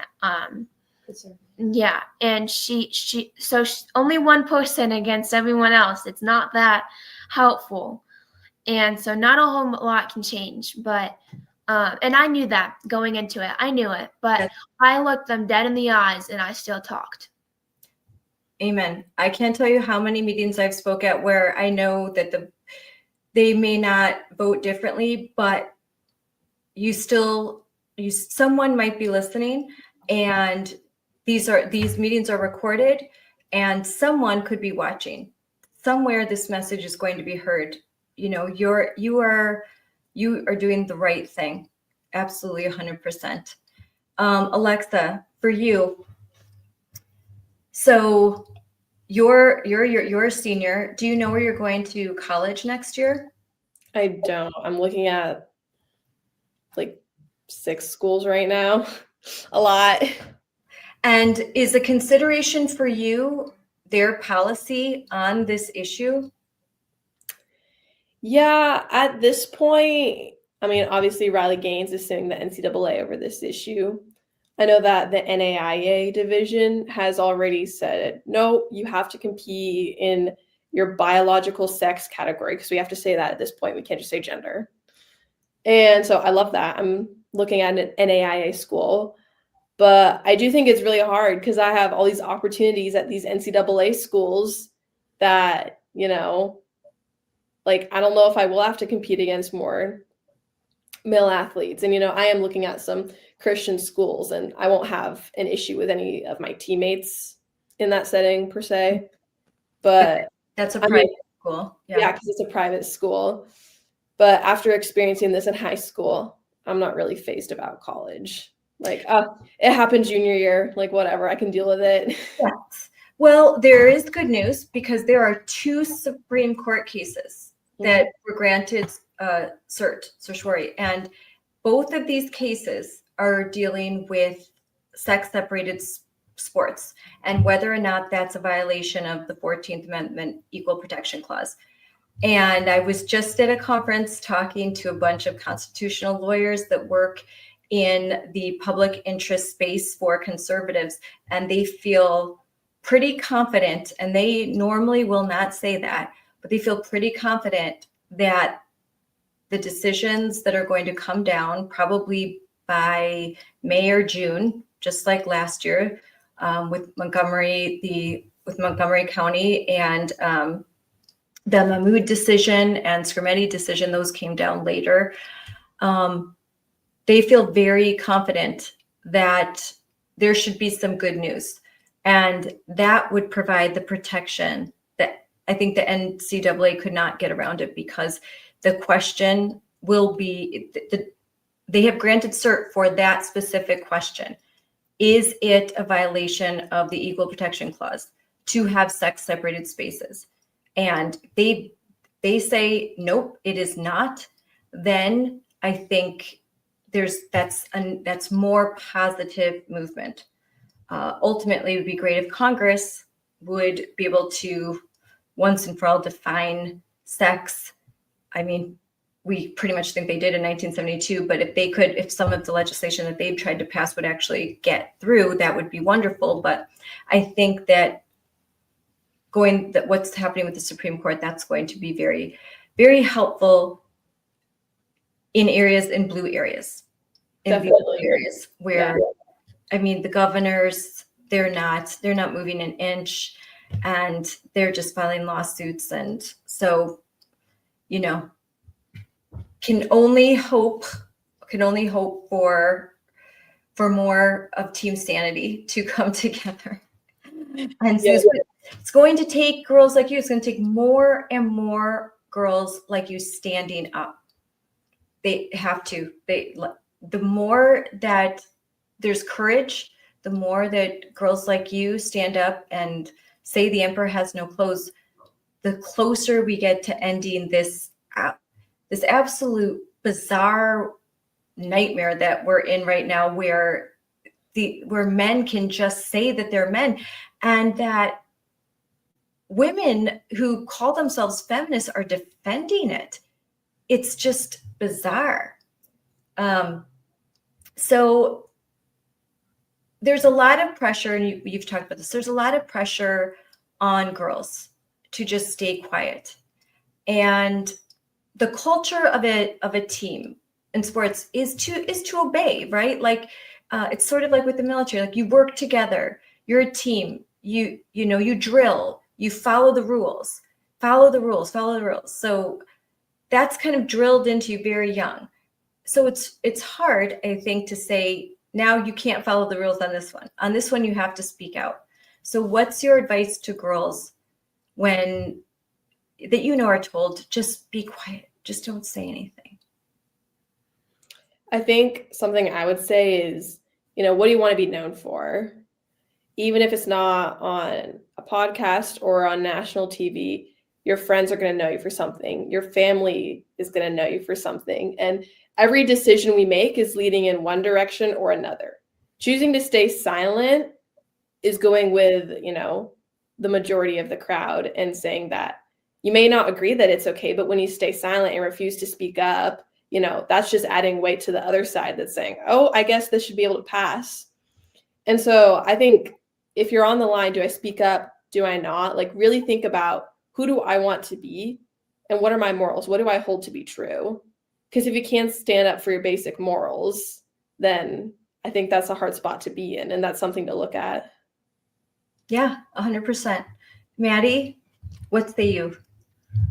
I say do it. Just do it, and do it for yourself mainly. Do it for God, do it for your family, and do it for you, because you know what's right inside. You know that this is something you need to do. This is something you can do. Ask yourself, am I doing everything I can? Am I making myself happy by standing up? And I'll say this, I am 100% a rule follower, 100%. And to me, I am following the rules, because I'm standing up for what I believe in, and I am listening to myself. I'm listening to God.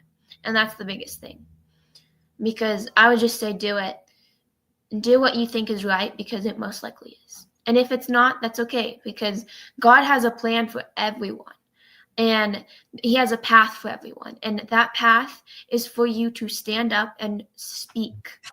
Speak what you think and speak what you believe in. Well, that's civil disobedience, right? That you follow the rules, but when there is a rule that is in contradiction to God's law, to truth, when there's a rule that would tear at your own soul because it would force you to publicly say that something that's a lie is true. Jordan Peterson has said that when you put it out there, when you say that a lie and you put it out there, it tears at your soul. It does something to you. I think you lose a piece of yourself. But when in the face of all odds, you're able to speak a truth, even if everyone tells you don't do it and you still do it, I think you develop a superpower because you're still standing after. And everyone told you, you should never do that. Don't ever do that. You'll get canceled. You'll be ruined. And you do it. And you do it anyway. You do it because it's the right thing to do. And then you find out that not only are you not canceled, you have a whole support system.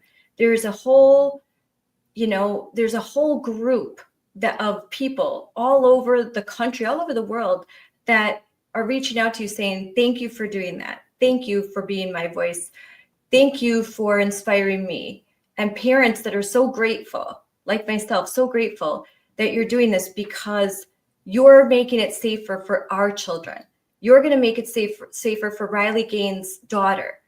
When you do this, there's a better chance that her daughter will never have to do this. And so we are all so grateful.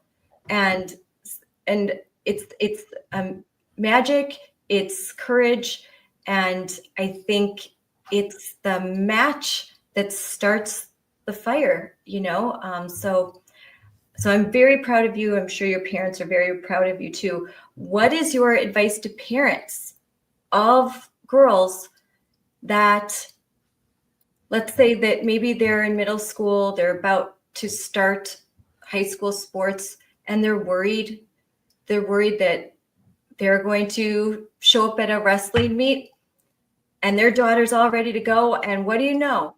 Or their daughter's about to start a track and field event, and there's someone from the opposing team, and they're worried, and they're wondering, what will I do if I'm in that situation? What's your advice? We'll start with you, Maddie, and then Sophia. I say, do what you think is right, again, and that. Do you think the parents should encourage their daughters to stand up for themselves? Yeah, I think that without my parents, I don't think I would be where I am right now and how confident I feel. Because when in my lowest, like I said earlier, they have built me right back up. They have been right by my side. Whenever I am upset or sad or hurt, they're right there cheering me on. So as parents, I say cheer them on and be their best supporter because that's what they need.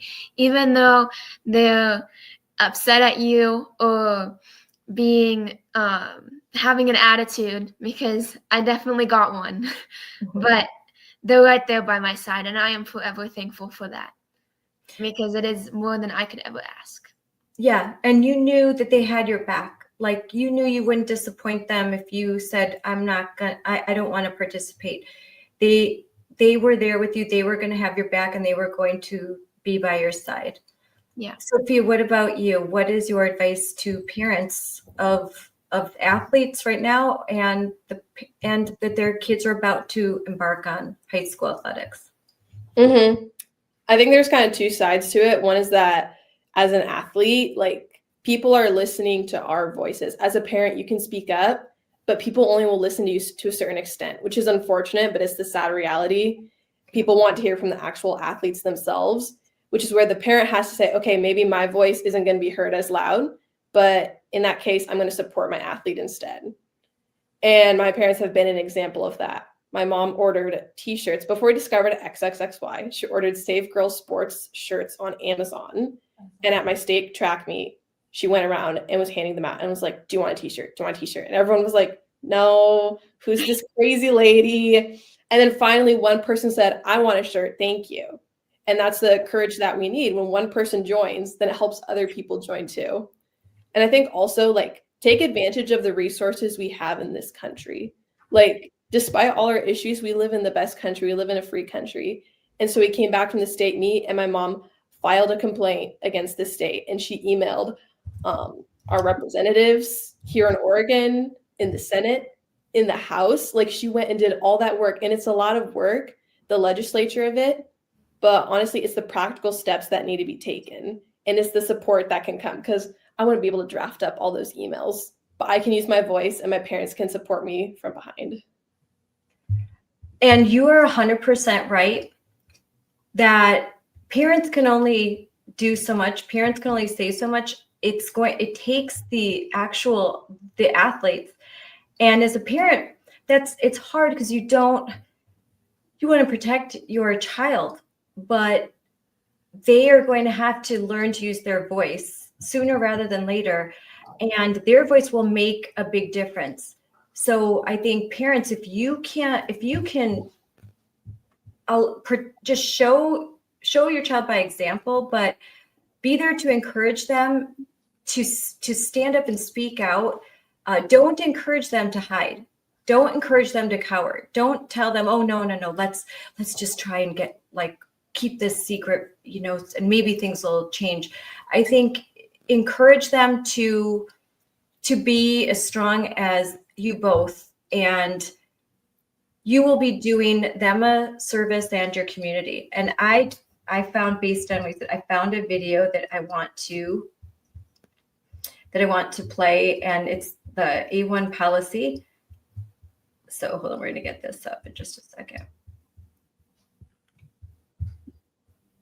All right, I'm gonna start this.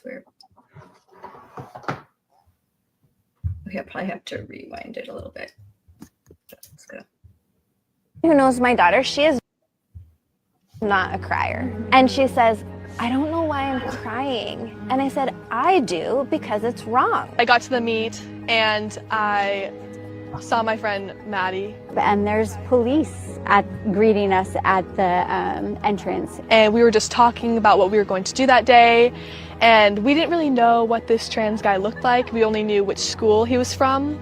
And he walked by right at that moment, and I just burst into tears because I just had a lot of emotions. Being a mom, having to watch your daughter cry when she's competing at something she loves is awful. I had a piece about not jumping that day, and I didn't know if any other girls were going to sit out with me, but I just didn't care. I just knew in my heart, and I'd been praying about it, that I shouldn't jump that day. I knew I wanted to stand up for what I believed in, and I knew that this was the best way to do it. And so I said, I'll join you, Reese.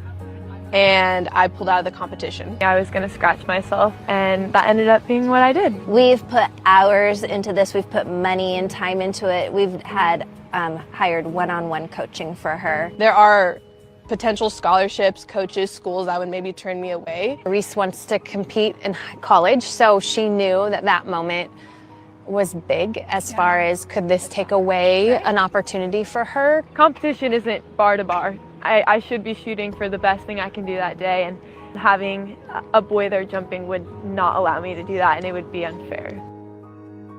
We felt like we had confirmed that we had raised some amazing girls, that they had their convictions, they were willing to stand by it. I do feel like most of the girls I talked to who were jumping were like, I totally support what you're doing. A bunch of my teammates came up to me and congratulated me, or just were in shock of what I had to do and what I chose to do. Afterwards, after the competition, after a few hours, I realized I was really upset I didn't get to compete. I was feeling really good that day. When you're competing against someone that is just naturally going to be better than you because of biology, that's just defeating and deflating, and it's unfair. I feel like I'm just very frustrated with people who aren't doing anything about it. If we allowed this to happen now, I can only imagine when my 5-year-old is in high school what she is going to be faced with. It's the OSAA specifically that is forcing schools to abide by their rules and allowing boys to compete in women's sports. I think that's really cowardly that an association that's supposed to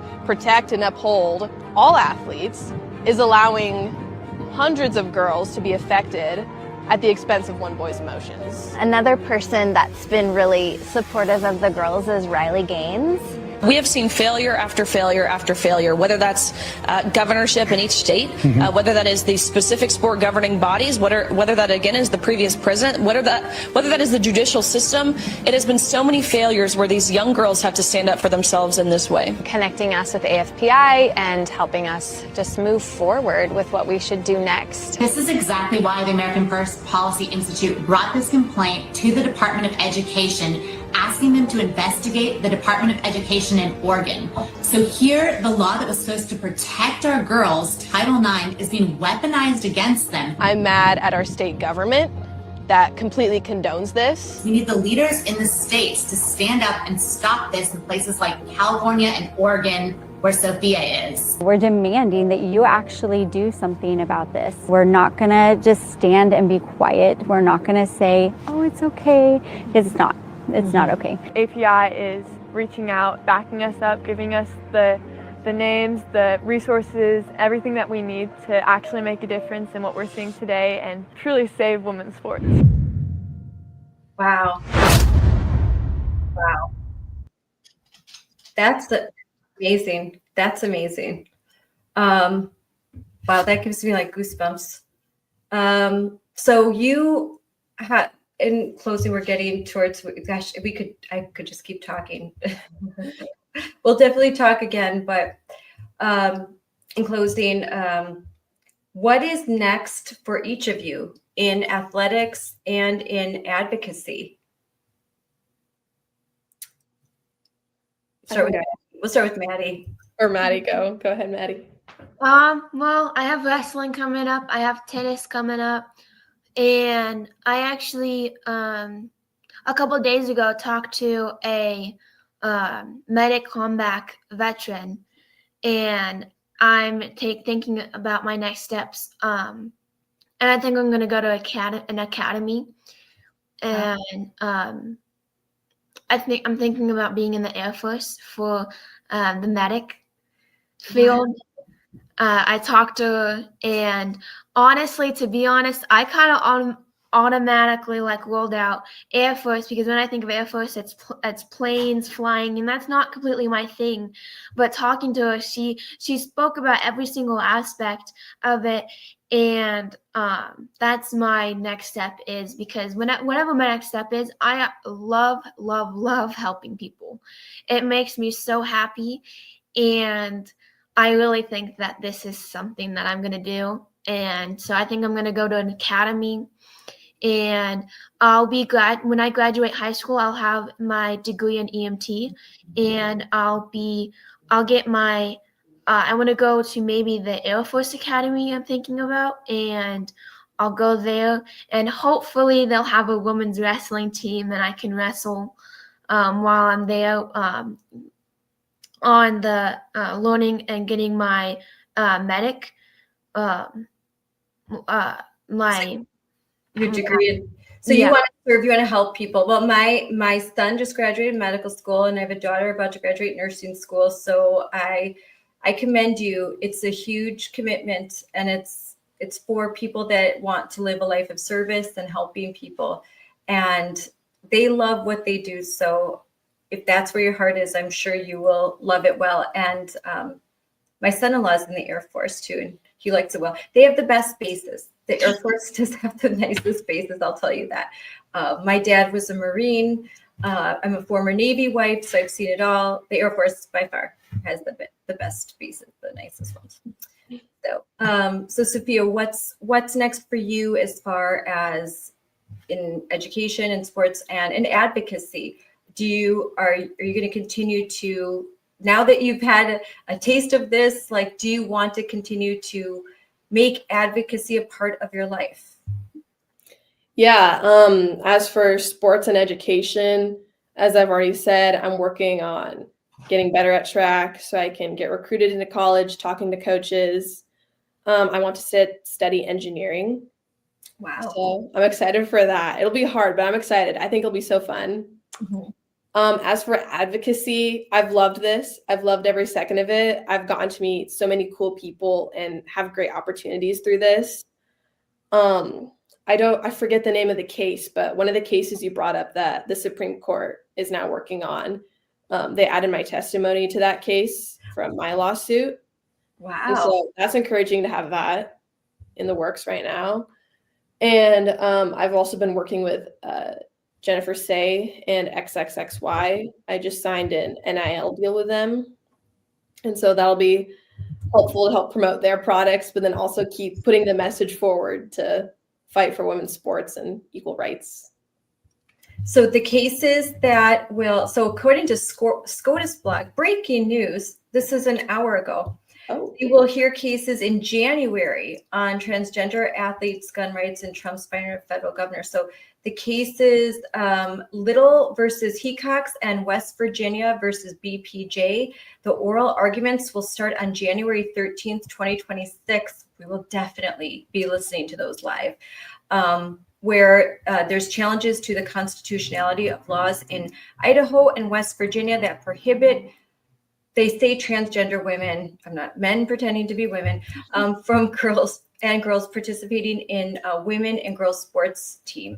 So this is it. This is these two are big cases, the oral arguments in January. So Sophia, you have arguments being submitted to the Supreme Court. Wow, that's huge.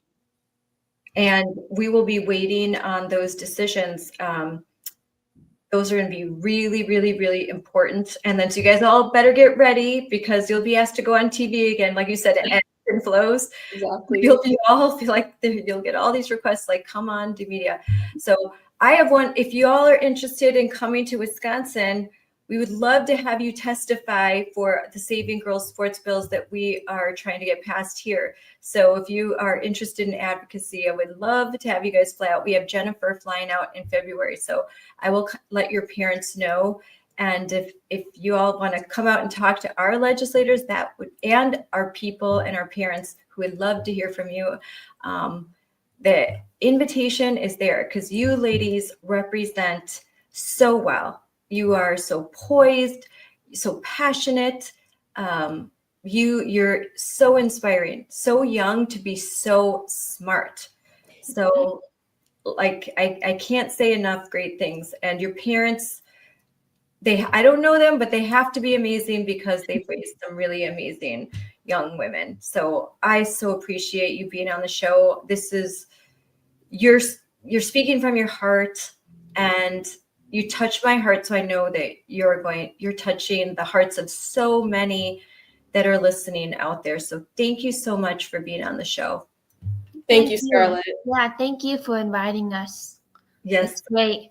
This was my first podcast. Oh, your first podcast. Great. Well, when it airs, I'll let you know, and then we'll have it on YouTube so you can share it and all that good stuff. And we'll really promote this. So, thank you, ladies, so much. And we will definitely talk again. I'm sure there's going to be some issues coming up. And the next time the Department of Education puts out a statement, I'll make sure I give you guys a call so you guys could comment on it.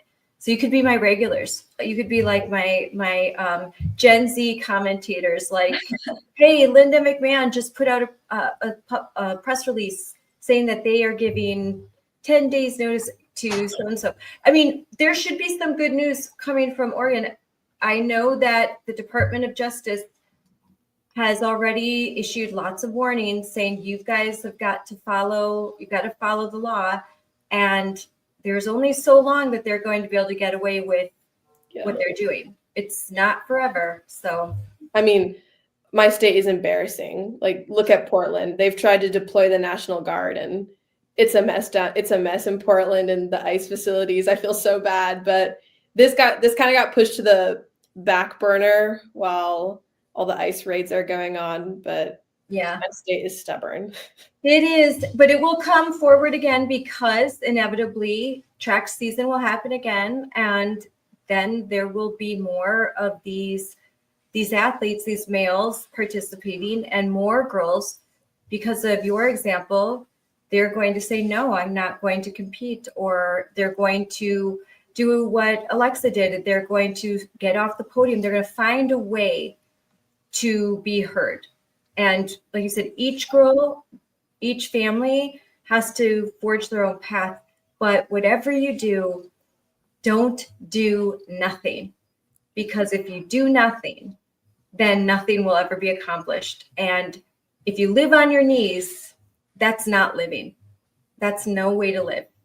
Because the minute you cave in and you let someone take away your free speech and make you submit to things that aren't true, and that you know not to be true, then that's just the beginning of a long path of submission.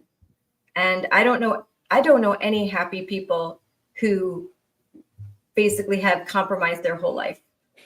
I know a lot of happy people who stand up and they fight, like President Trump said. All right, girls, have a great night. Go study. Thank goodness I'm done with that. All right. Thanks, girls, for being on, and thank you to your parents for helping to arrange this. Have a good night. Thank you. You too. Yeah, Bye. you too. Bye. Bye. Bye. How can you not be inspired by those girls? They brought tears to my eyes. Their courage is contagious. I think every time I feel weary, every time I think this is just too much, I've been doing this too long, it's too hard, people just aren't listening, I'm going to replay this podcast, and I know that I'm going to find hope again. How can you not? How can we not fight when there are girls like this, when they are out there, when they're willing to sacrifice, when they're willing at their young age to risk titles, opportunities, friendships, when they have that kind of courage? How can we as adults, how can we stand on the sidelines? How can we say, too tired to go to that school board meeting? You know, I don't think I'm going to vote. I'm not going to vote this time around. I'm upset about something. How can we leave these girls behind? We can't. We can't do it. We have to stay in this and keep fighting until there's not one man pretending to be a woman that is invading a woman's space or taking the place of a female on their athletic team, on their debate team, on their chess team, on anything. It's not just because of fairness, although that's a big part of it. It's because of truth. It's because we can't be twisted into a pretzel and try to, find a way to compromise with a lie. We can't compromise with a lie.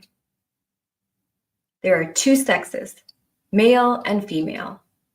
Gender is just a word. It's a word that's now used to manipulate and force us, or force those who actually will believe it, to believe a lie. And I choose to live not by lies, and I hope you do too. So thank you.